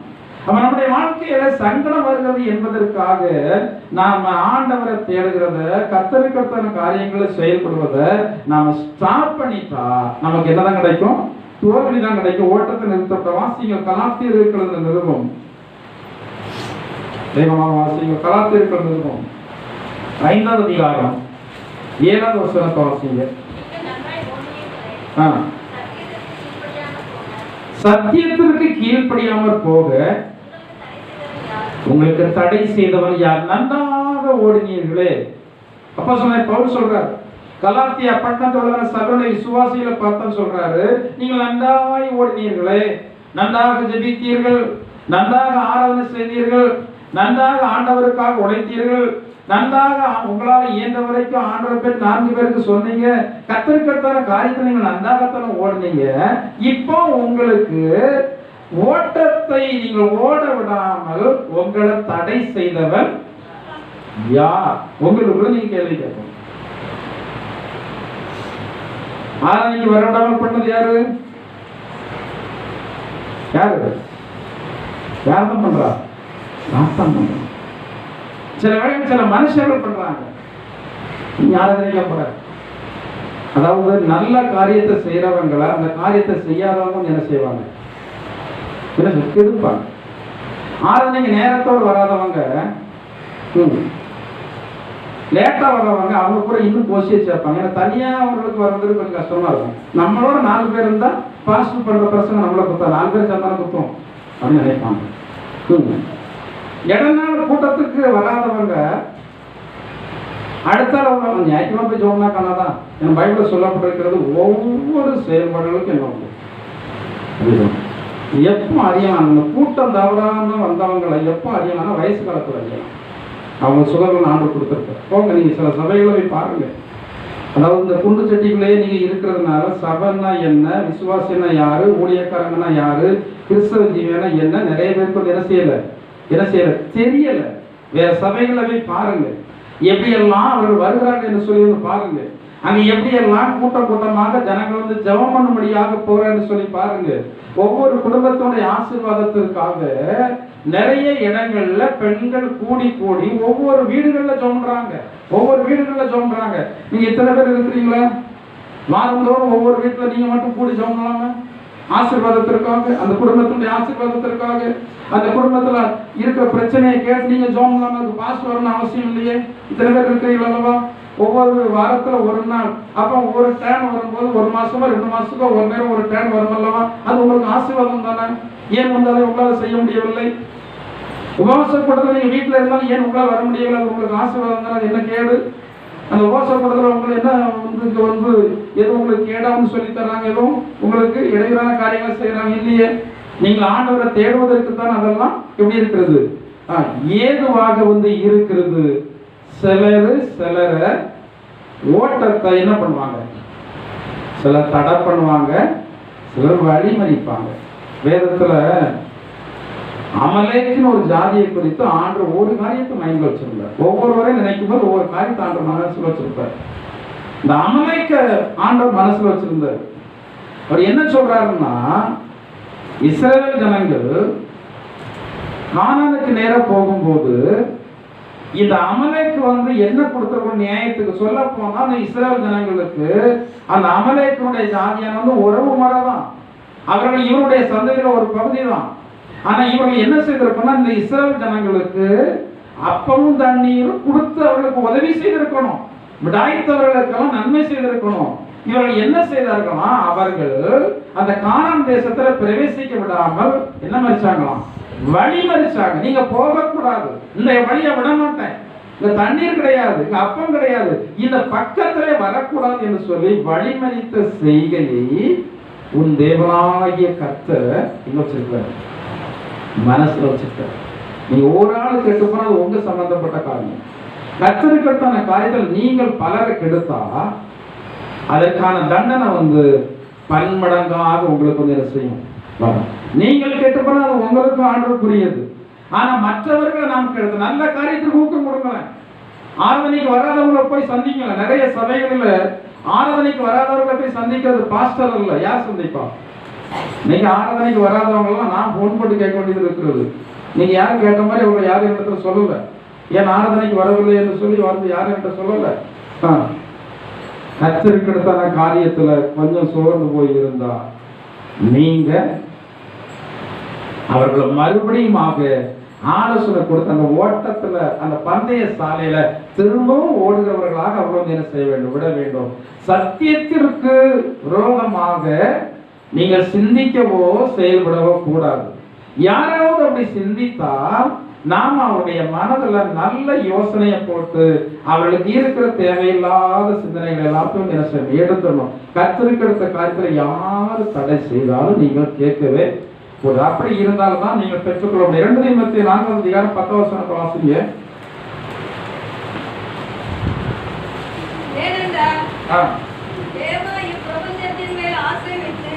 தேமா இப்பிரபஞ்சத்தின் மேல் ஆசை வைத்து என்னை விட்டு பிரிந்து வேற இடத்துக்கு போயிட்டான். என்னை விட்டு பிரிஞ்சுட்டான். நான் ஆண்டவருக்காக ஓடிக்கொண்டிருக்கிறேன். என்னோடு வந்து கொண்டிருந்தவன் எதிர் மேல் ஆசை வச்சுட்டான். என்ன வார்த்தை போட்டிருக்காங்க, என்ன வார்த்தை? இப்பிரபஞ்சத்தின் மேல் ஆசை அப்படின்னா என்ன இருக்கும்? இப்பிரபஞ்சத்தின் மேல் ஆசை. பிரபஞ்சம் என்றால் பூமி. பிரபஞ்சத்தின் மேல் ஆசை வைத்தால் என்றால் இந்த உலகத்தினுடைய காரியங்கள் மேல என்ன வச்சான், ஆசை வச்சான். இந்த ஆசை வைத்ததுனால அவன் அதை தேடி போயிட்டான். கர்த்தரை தேடி போக வேண்டியவன், ஆண்டவருக்காக வாழ வேண்டியவன், ஆண்டவருடைய பிள்ளைகளோடு கூட வர வேண்டியவன் இப்ப எதை தேடி போயிட்டான், உலகத்தின் காரியத்தை தேடி போயிட்டான். நமக்கு என்னத்தான் விரும்பினாலும் வரக்கூடிய நேரத்துல என்ன செய்யும், விரும்பின நேரத்தில் சில வேலை கிடைக்காது. இது யாருடைய காரியம்? உங்களை உயர்த்துவது தாழ்த்துவது நீங்க நினைச்சிடாங்க. உங்க பிரயாசம் நினைச்சிடாங்க. உங்களை உயர்த்துகிறதும் தாழ்த்துகிறது யாரும். உங்களுக்கு ஒரு காரிய சித்தி கைகூடி வரணும்னா என்னைய பொறுத்தவரையும் நான் யாரதான் நினைக்கிறேன், பைபிளோட தான் சொல்லி காரிய சித்தியோ கர்த்தரால் தான் வரும். அதற்காக நீங்க பாடுபட வேண்டாம், பிரயாசப்பட வேண்டாம் என்று சொல்லவில்லை. பாடுபடுங்க, நன்றாக பிரயாசப்படுங்க. ஆனா அதன் மேல ஒரு முழு நம்பிக்கை நீங்கள் வைக்க வேண்டாம். நம்முடைய நம்பிக்கை எல்லாம் தேவன் பேரில் வேதத்துல சொல்லப்பட்டிருக்க, நான் நட்டேன் அப்போல நீர் பாய்ச்சினால் விளைய செய்கிறதோ கர்த்தர். படிக்கலாம், வேலை வாங்கலாம், அந்த வேலையை செய்ய முடியாது உங்களால. ஒருவேளை வேலையை செய்யலாம், பணத்தை உங்களால் அனுபவிக்க முடியாது. எல்லாம் மருத்துவமனை கொண்டு கொடுக்க வேண்டிய ஒரு கட்டாயம் வந்துவிடும். இன்னைக்கு மருத்துவமனையில் ஏகப்பட்டதான நோயாளிகள் இருக்கிறாங்க. மருத்துவமனை நிரம்பி வழிகிறது. பணமும் இன்னைக்கு ஜனங்களை விட்டு கரைந்து கொண்டு இருப்பதற்கான காரணம், நிறைய குடும்பத்துல பெரும்பாலான பணம் எங்க போகுது? நோய்க்கு மருத்துவமனை போகலாம், மருத்துவமனை போகக்கூடாது என்று சொல்லவில்லை. அந்த விதத்தில் சொல்லப்பட்டிருக்கிறது, பிணியாளிகளுக்கு வைத்தியம் வேண்டியதை தேவையே என்று சொல்லி வேதத்தில் சொல்லப்பட்டிருக்கிறது. ஆண்டவராக இயேசு கிறிஸ்து சில இடங்களில வெறுமையாக வார்த்தையினால மட்டும் சுகம் கொடுக்காமல் அதற்கு சில காரியங்கள்லாம் பயன்படுத்தி இருக்கிறார். அங்க ஏசாயா தீர்க்கதரிசி அங்கே அந்த ராஜாவுக்கு அத்திப்பழ அடையப்பட்டிருக்கிற ஏன் ஒரு வார்த்தையை சுகப்படுத்தினாங்க, ஒரு மருந்து. அதே போல இயேசு கிறிஸ்துவும் உமிழ் நீரினால் சேருண்டாக்கி என்ன செய்தாராம், கண்களில் வந்து என்ன செய்தார், பூசினார். எனவே மருத்துவமனைக்கு போகிறது தவறுன்றதான கொள்கையில நான் நம்பிக்கையுடவன் அல்ல. மருத்துவமனைக்கு போகலாம், ஆனா நம்முடைய நம்பிக்கை யார் மேல? நீங்க டாக்டரை நம்பி போனீங்கன்னா இடது கண்ணு ஆபரேஷன் பண்ணதற்கு வலது கண்ணு பண்ணிடுவார். அதை ஒரு வேணும்னு பண்ணல. சில வேலை அப்படி நடந்துடும். இடது கிட்னியை பண்ணுறதுக்கு வலது கிட்னியை பண்ணிடுவார். அவர் வேணும்னு பண்ண மாட்டார். நீங்க மனுஷனை நம்பி போனா மனுஷனுடைய சிந்தை ஃபெலோஷிப்ல போனா டாக்டருக்கு நேர் பின்னாடி எழுதி போட்டிருக்கும். கன்சல்டிங் டாக்டர் நேர் பின்னாடி எழுதி போட்டிருக்கும். என்ன எழுதி போட்டிருக்கோம்னா, மருந்து கொடுக்கிறது நாங்கள், உங்களுக்கு சுகம் கொடுக்கிறதோ தேவன் தான் கொடுக்கணும். மருந்து கொடுத்து விடலாம், ஆனா சுகம் யாரால் தான்? தேவனால் தான். அப்ப தேவனுடைய பிள்ளைகளாகிய நமக்கு இந்த உலகத்தினுடைய காரியங்கள் பேர்ல ஆசை நம்பிக்கை வேணும். உழைக்கணும், படிக்கணும், நல்ல வேலை செய்யணும், அதுக்கு ஜோம் பண்றோம், அதுக்கெல்லாம் ஜோம் பண்றோம். ஆனா நம்முடைய ஏன் அதாய் போய்விடக்கூடாது. நம்முடைய ஏன் எப்படி ஆயினும் தேவனை பிரியப்படுத்தணும், எப்படி ஆயினும் தேவனுக்காக வாழ வேண்டும், எப்படி ஆயினும் தேவன் அழைக்கும் போது தேவனுடைய ஆட்கள் என்ன செய்யணும், போக வேண்டும், தேவனுடைய வருகை இருக்கும்போது அவரை எதிர்கொண்டு போக வேண்டும். இந்த உலக வாழ்க்கையெல்லாம் தற்காலிகமானது. உங்களை யார் ஆண்டு குறைச்சிட்டு இருக்கிறாரு? முன்னாடி இருந்ததை விட உங்களை எல்லாம் படிப்படியாக ஆண்டு ஆசீர்வதித்து தான் வச்சிருக்கிறாரு. நீங்க என்ன நினைத்து கொண்டிருக்கிறீர்களோ தெரியாது. சிலர் கஷ்டப்படுகிறார்கள் என்றால் உங்களுடைய கையில வருகிறதான பணத்தை, பொருளாதாரத்தை சரியாக மெயின்டைன் பண்ணத்தக்கதான புத்தி இல்லாத முட்டாள்தனமாக இருக்கிற சில காரியங்களில். எனவே உங்களால் ஒரு ஸ்டேட்டஸ்ல இந்த பூமியில் இருக்க முடியவில்லை. நீங்க கணக்கு எழுதி வைத்து பாருங்கள். ஒரு வருடத்துல எவ்வளவு கூலியாளா இருந்தா கூட நீங்க கணக்கு எழுதி வைத்து பாருங்கள். ஒரு வருடத்துல எவ்வளவு உங்களுக்கு வருமானம் உங்க கையில் வந்திருக்கிறது, அது எவ்வளவு உங்களுக்கு சரியாக நீங்கள் பயன்படுத்தி இருக்கிறீர்கள், எவ்வளவு தேவையில்லாமல் பயன்படுத்தி நீங்க எழுதி வைத்து பார்த்தால் என்ன செய்யும் தெரியும். இன்னைக்கு அநேகரை நம்பி ஆண்டவர் பணத்தை கொடுக்க முடியவில்லை, அநேகரை நம்பி ஆண்டவர் பொருளை கொடுக்க முடியவில்லை. உங்களை நம்பி ஆண்டவர் பணத்தை தர வேண்டுமானால் ஏற்கனவே தந்ததான பணத்தை நீங்கள் சரியாக பயன்படுத்தி இருக்க வேண்டும். நீங்கள் ஏற்கனவே தந்த பணத்தை சரியாக பயன்படுத்தவில்லை என்றால் ஆண்டவர் இனிமேல் ஒரு ஆசீர்வாதத்தை தருவதற்கு ரொம்ப என்ன பண்ணுவார், யோசனை பண்ணுவார். கடனாளியாக இருக்கிறவங்க நாம் பார்த்த அளவுல அது அவங்களுக்கு ஒரு பொல்லாத ஆவி, அது எதேச்சும் வந்த கடன், அது ஒரு பொல்லாத ஆவி அவர்களுக்கு. அந்த பொல்லாத ஆவியோடைய மைண்டை ஆக்கிரமித்து வைத்திருக்கிறபடினால காலமெல்லாம் சாகிற வரைக்கும் அவங்க கடனை வச்சுதான் சாவாங்க. ஏனென்றால் எத்தனையோ முறை அவர்களுக்கு ஆண்டவர் பணத்தை கொடுத்து கடனை கொடுக்க சொன்ன கடனை கொடுக்கவில்லை. இவர்களுடைய காரியத்திற்கு தேவைக்கு செலவு பண்ணாங்க. தயவு செய்து சபையில வருகிறவங்க எல்லாம் கடன் வாங்கக்கூடாது. வாங்கினவர்கள் ஜெபம் தீர்மானம் பண்ணி உங்க கையில பணம் வந்த உடனே நீங்க எதை தான் கொடுக்கணும், சாப்பிடக்கூடாது, எதை கொடுக்கணும். இது எல்லாருக்கும் சொல்லுகிறதான ஆலோசனை, குறிப்பாக யாருக்குனாலும் அல்ல, எல்லாருக்கும். சபை நடத்துகிறதா நீங்க கடன் இல்லாமல் இருக்கணும் நான் விரும்புறேன், அதற்காக நான் ஜெபம் பண்றேன். நீங்க தான் மற்றவர்களுக்கு கடன் கொடுக்கணும், நீங்க மற்றவர்கள் என்ன வாங்கக்கூடாது, நீங்க கடன் வாங்கக்கூடாது. என்னைக்காவது ஜெபம் பண்ணிருக்கலாம், என்னைக்காவது இந்த வாக்குத்தத்தம் ஆண்டவரை என்னுடைய வாழ்க்கையில பலிக்க வேண்டும் என்று சொல்லி நினைத்து பார்த்தீர்களா? பைபிள்ல வசனம் இருக்குது. ஒரு தீர்க்கதரிசியினுடைய மனைவி சொல்றா, இன்னொரு தீர்க்கதரிசி சொல்லும் போது, உமது அடியான் கடன் வாங்கி செலுத்தாமல் என்ன செய்தான், செத்து போயிட்டான். எத்தனை பிள்ளை உங்களுக்கு? 2 பிள்ளை. கடன் கொடுத்தவன் கடன் கொடுத்தவன் பிள்ளைய அடிமை தான். நீங்க ஜாக்கிரதை. கடன் இருக்கிறவங்க 50 ரூபாய் இருந்தால் நீங்க அடிமை தான்.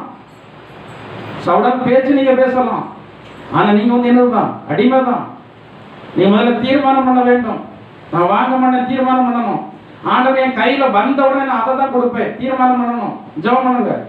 ஆண்டவர் இவன் செத்தாலும் சரி என்ன செய்ய மாட்டேன், வாங்க மாட்டேன். அப்பதான் நீங்க கடன் இல்லாமல் இருக்க முடியும். ஏன் இன்னைக்கு செய்யறது 5 வருஷம் கழிச்சு செய்யுங்க, அப்பதான் ஆண்டோடைய வேலை. இப்ப வேலையா இருந்தாலும் ஆண்டு முன்னபடி தந்திருப்பார் அல்லவா? இன்னைக்கு எத்தனையோ பேர் இந்த கடனால சீரழிஞ்சு காலம் ஏதோ சில வேலைகளை சில தேவைக்காக ஒரு வழியை ஒரு மருத்துவமனை செலவு ஒரு படிப்புல ஒரு வழியை எல்லாம் வாங்கி விடுகிறீர்கள். ஆனால் அதை உடனே கொடுப்பதற்கு நீங்கள் பிரயாசப்பட வேண்டும், உடனே நீங்கள் கொடுத்து விட வேண்டும். அங்க தீர்க்கதரிசியினுடைய வார்த்தை எப்படி தெரியுமா வருகிறது? இந்த சகோதரிக்கு உன்னிடத்துல என்ன என்ன அப்படிதான் கேட்டான். என்ன இது? அவன் கேட்கிறான், நான் இப்ப என்ன செய்யணும்? நம்மளா இருந்தா என்ன செய்யணும் தெரியுமா? கொஞ்சம் ரூபா தந்து நான் அவங்ககிட்ட கேட்டேன்னா, அவங்க கடனுக்கு நான் என்ன செய்யணும் கேட்டேன்னா, என்ன பண்ணியாயும் நீங்க எனக்கு என்ன தாங்க அப்படி கேட்டிருக்காங்க என் இடத்துல. நான் அப்படின்லாம் நான் எனக்கே செய்யாத காரியத்தெல்லாம் செய்திருக்கு. நான் எனக்கு என் குடும்பத்துக்கே செய்யாத காரியத்தெல்லாம் செய்திருக்கேன். பைக்கெல்லாம் ஃபைனான்ஸ்லாம் வச்சு பழக்கமே கிடையாது. ஆனால் ஒரு சில முறை சிலருக்குலாம் வேற வழியே நம்ம என் பைக்கை வச்சு ஃபைனான்ஸ் வச்சு பல முறை நான் சிலருக்கு வந்து என்ன கொடுத்துருக்குறேன், பணம் கொடுத்துருக்குறேன். ஒரு சிலர் வந்து அந்த பணத்தை தராமல் இது வரைக்கும் இருக்கிறாங்க. மற்றவர்களுக்காக நாம் செய்யணும், எனக்காக பண்ணதில்லை. நீங்கள் ஒருவேளை அப்படி நினைக்கலாம், பாஸ்ட் எனக்கு உதவி செய்யணும். அது என்ன இருந்துச்சுன்னா அதை மாற்றுங்க. பாஸ்ட் செய்யணும், பாஸ்ட் மனசில் ஆண்டவர் ஏவி அவரே வழியை கொண்டு என்ன செய்வார், அவரே வழியை கொண்டு தருவார். அதுதான் ஆண்டவர் பாஸ்ட் மூலமாக நீங்கள் நினைக்கணும், எனக்கு யார் உதவி செய்யணும், ஆண்டவர் உதவி செய்யணும். இந்த தீர்க்கதரிசி ஒரு இடத்துல என்ன இருக்கிறதுன்னு கேட்கிறான். என்ன இருக்குதுன்னு சொன்னான். இதோல என்ன இருக்கிறது? தேவனுடைய ஆசீர்வாதம் அந்த குறைந்த எண்ணெய் மூலமாக வருது. குறைந்த எண்ணெய் மூலமாக சொல்றான். இருக்கிற வெத்து பாத்திரத்துல எல்லாம் இதை வந்து என்ன செய்யும், ஊத்து. எத்தனை பாத்திரம் கிடைக்குமோ அத்தனை பாத்திரத்தையும் வாங்கி வாங்கி ஊத்து. எல்லா பக்கத்து வீட்டுல எல்லாம் பாத்திரத்தை வாங்கி சருத்தணும். பக்கத்து வீட்டுல எல்லாம் பாத்திரத்தை வாங்கி ஊத்தியாச்சு. இல்லைன்னு சொன்னா நினைத்து இன்னைக்கு எத்தனையோ பேர் நம்ம இல்லைன்னு சொல்றதுக்கு தான் செய்யும். இல்லை இல்லைன்னா என்ன செய்யக்கூடாது. பெரிய ஆட்கள் இல்லைன்னு வார்த்தையை சொல்லாம வேற ஏதாவது ஒரு வார்த்தையை சமாளிச்சு அனுப்புவாங்க. இதை கேள்விப்பட்டவங்களுக்கு தெரியும். சில கடைகளில் போய் நீங்கள் ஜாமான் கேட்டா கூட இந்த ஜாமான் இல்லைன்னு சொல்ல மாட்டாங்க. கேட்பாங்க, இது வேணுமா அது வேணுமா அது வேணுமா. இவங்க கேட்கறதுலயே இவங்க சொல்றதுலேயே அவங்க நினைச்சுக்கிடுவாங்க இந்த ஜாமான் அங்க இல்லை போல் இருக்கிறது அப்படின்னு வந்து என்ன செய்வாங்க, நினைப்பாங்க. ஆனா இன்னைக்கு தைரியமா நம்ம இல்லைன்னு வார்த்தை அதிகமாக பயன்படுத்துறோம். இல்லைன்னு சொன்னோன்னா அங்கே வந்து என்ன செய்யுது, ஆரம்பத்துல தீர்க்கதரிசி வார்த்தையை கேட்ட நபர் சரி நிறைஞ்சாச்சு, இனிமே நமக்கு என்ன, இனிமே தீர்க்கதரிசி வேண்டாம், யாரும் வேண்டாம், நாமே நம்ம இஷ்டத்துக்கு செய்வோம்னு சொல்லிட்டு இவளா ஒரு ஆலோசனை செயல்படுத்த நான் என்ன செய்யணும் கேட்ட என்ன வந்துட்டு என்ன செய்யணும் என்ன தெரியுமா சொன்னோம். இதை விட்டு முதலாவது கடனை கொடுத்துட்டு மீதம் இருப்பதை வைத்து ஜீவனம் பண்ணணும். மீதம் இருப்பதை வைத்து ஜீவனம் பண்ணணும். இதுதான் கர்த்தருடைய ஆசீர்வாதம். கர்த்தருடைய ஆசீர்வாதம் வேண்டுமாக இருந்தால், நான் பழையபடி சொல்றது யாரை குறித்தல்ல, உங்களுக்கு கர்த்தருடைய ஆசீர்வாதம் வேண்டுமாக இருந்தால் நீங்கள் இதை ஃபாலோ பண்ணனா சீக்கிரத்துல உங்களுடைய கடன்கள் எல்லாம் அடைந்து விடும், கட்டாயம் அடையும். ஏனென்றால் இது என்னுடைய வார்த்தை அல்லது யாருடைய வார்த்தை, இது தேவனுடைய வார்த்தை. கர்த்தருக்கு அடுத்ததான காரியத்துல நீங்கள் உலகத்திற்காக ஓடாமல் கர்த்தருக்காக ஓடுங்கள். கர்த்தர் தான் நம்மை ஆசீர்வதிப்பதாக. சமயம் இடம் கொடுக்கவில்லை. நான் இதோடு முடிக்கிறேன். எல்லாம் முழங்கால் படியிட்டு, ஆண்டவரே நாங்கள் பெற்றுக்கொள்ளத்தக்கதாக ஓட கிருபைதாருங்க. தேவா இவர் பட்சத்தின் மேல் ஆசை வைத்து அவன் ஓடிக்கொண்டுதான ஓட்டத்தை விட்டு போய்விட்டான். நாம் பல்வேறு விதமான ஆசைகளினால் நிறைந்து தேவனுக்காக ஓடுகிறதான ஓட்டத்தை விட்டு நாம் ஓடிவிட வேண்டாம். கர்த்ததாமே நமக்கு இப்படிப்பட்டதான நல்ல ஆவிக்குரிய அனுபவத்தை தரத்தக்கதாக எல்லாரும் தேவனை நோக்கி பார்ப்போம். எல்லாரும் பரலோகப்பிதாவே நல்ல இயேசுவே, இந்த நாளில் நம்முடைய திருப்பாதத்திலே கடந்து வருவது நாமத்தை பாட சோத்தரிக்க மயப்படுத்துகிறது செய்தியை சோத்தரிக்கிறோம். இதற்கான ஆசீர்வாதத்தை எங்களுக்கு தந்தபடியாக சோத்தரிக்கிறோம். ஆண்டவரே வசனம் சொன்ன பிள்ளைகளுக்காகவே சோத்தரிக்கிற வேதவசனங்களை கற்றுக்கொள்ள வாஞ்சியை கொடுங்க. இழப்பின சாட்சிக்காகவே சோத்தரிக்கிற நீங்கள் ஒவ்வொரு சாட்சி இடத்துல இருக்குங்க. அந்த ஜீவனுள்ள வார்த்தைகளுக்காகவே சோத்தரிக்கிறோம். நாங்கள் பெற்றுக்கொள்ளத்தக்கதாக ஓட கர்த்தர் நீங்கள் ஒவ்வொருவருக்கு கர்த்தர் திரும்ப தாருங்க. ஆண்டவரே கர்த்தாவே நீ எதற்காக எங்களை தேர்ந்தெடுத்தீரோ அந்த நோக்கத்தை அறிந்து நாங்கள் செயல்படும் போதுதான் நீங்கள் எங்களுக்காக வைத்திருக்கிற மேன்மையான ஸ்தானத்தை நாங்கள் சுதந்திரித்துக் கொள்ள முடியும். ஆண்டவரே அப்படிப்பட்ட ஆசீர்வாதங்களை சுதந்திரித்துக் கொள்ள வேண்டுமானால் கர்த்தாவே நீர் எங்களுக்கு தந்த சத்தியத்தின்படி நாங்கள் உண்மையை பார்த்து இப்பிரபஞ்சத்தினுடைய எல்லா காரியங்களையும் நாங்கள் ஒதுக்கி வைத்து விட்டு மக்கள் வாழ ஜெபிக்க கத்திருக்கிறவர்கள் ஜெபிக்கிறோம். வந்திருக்கிற எல்லாரையும் கர்த்தர் ஆசீர்வதிங்க. வராத ஜனங்களை ஆசீர்வதிங்க. வர நாட்கள் அழைத்து வருவீராக. இந்த வாரம் எங்கள் ஒவ்வொருவருக்கும் ஆசீர்வதிக்கப்பட்ட வாரமாய் காணப்படும். கொடிய வியாதிகளுக்கெல்லாம் எங்களை விலை காத்திருக்கிறேன். தொடர்ந்து கர்த்தர் காத்துக்கொள்ள வேண்டுமா ஜெபிக்கிறோம். சத்துடைய சகல கிரியைகளுக்கு எங்களை விலைக்கு காப்பதே தொடர்ந்து காத்துக்கொள்ளவீராக. பொறாமை எரிச்சல் மிகுந்த ஜனங்களுடைய தீமையான எல்லா செயல்களுக்கும் எங்கள் எல்லாரையும் விலைக்கு கர்த்தர் காத்துக்கொள்ளுது. எல்லாருடைய போக்கு வரவு பிரயாணங்கள் எல்லாவற்றிலையும் பாதுகாப்பை கர்த்தர் கொடுக்க வேண்டுமாறு ஜெபிக்கிறோம். ஆண்டவரே கர்த்தாவே தம்முடைய பிள்ளைகளுடைய எல்லா பிரயாசங்களிலேயும் நன்மைகள் உண்டாக கர்த்தர் உதவி செய்யும். ஆண்டவரே சொல்லப்பட்டதான வார்த்தையின்படி நடந்து ஜீவித்து உம்முடைய ஆசீர்வாதங்களை பெற்றுக்கொண்டு உம்முடைய பிள்ளைகளை பரிசுத்தாவின் வல்லமையினாலும் கிருபையினாலும் இப்போதே நிரப்பி அருளுங்க. இயேசு கிறிஸ்துவின் அபிஷேகத்தினுடைய வல்லமையினால் தான் உம்முடைய பிள்ளைகள் உமக்காக வாழ முடியும், ஜீவிக்க முடியும். ஆண்டவரே இப்படிப்பட்ட நல்ல அனுபவங்களை கர்த்தருடைய பிரசன்னத்தினால் கர்த்தர் கொடுக்க வேண்டுமாறு ஜெபிக்கிறோம். ஆண்டவரே வருகை தாமதிக்கும் மறுபடியும் ஒரு முறை கூட உம்முடைய சன்னிதானத்திலே கடந்து ஆராதிக்கிறவதான வருகை இருக்கும் நம்ம எதிர்கொண்டு வரத்தக்கதான பரிசுத்த ஜீவித நலனுடைய தந்து தேவன் தாமே வழி நடத்தல வேண்டுமாறு இயேசுவின் நாமத்தால் ஜெபிக்கிறோம் ஜீவனுள்ள பிதாவே. ஆமென்.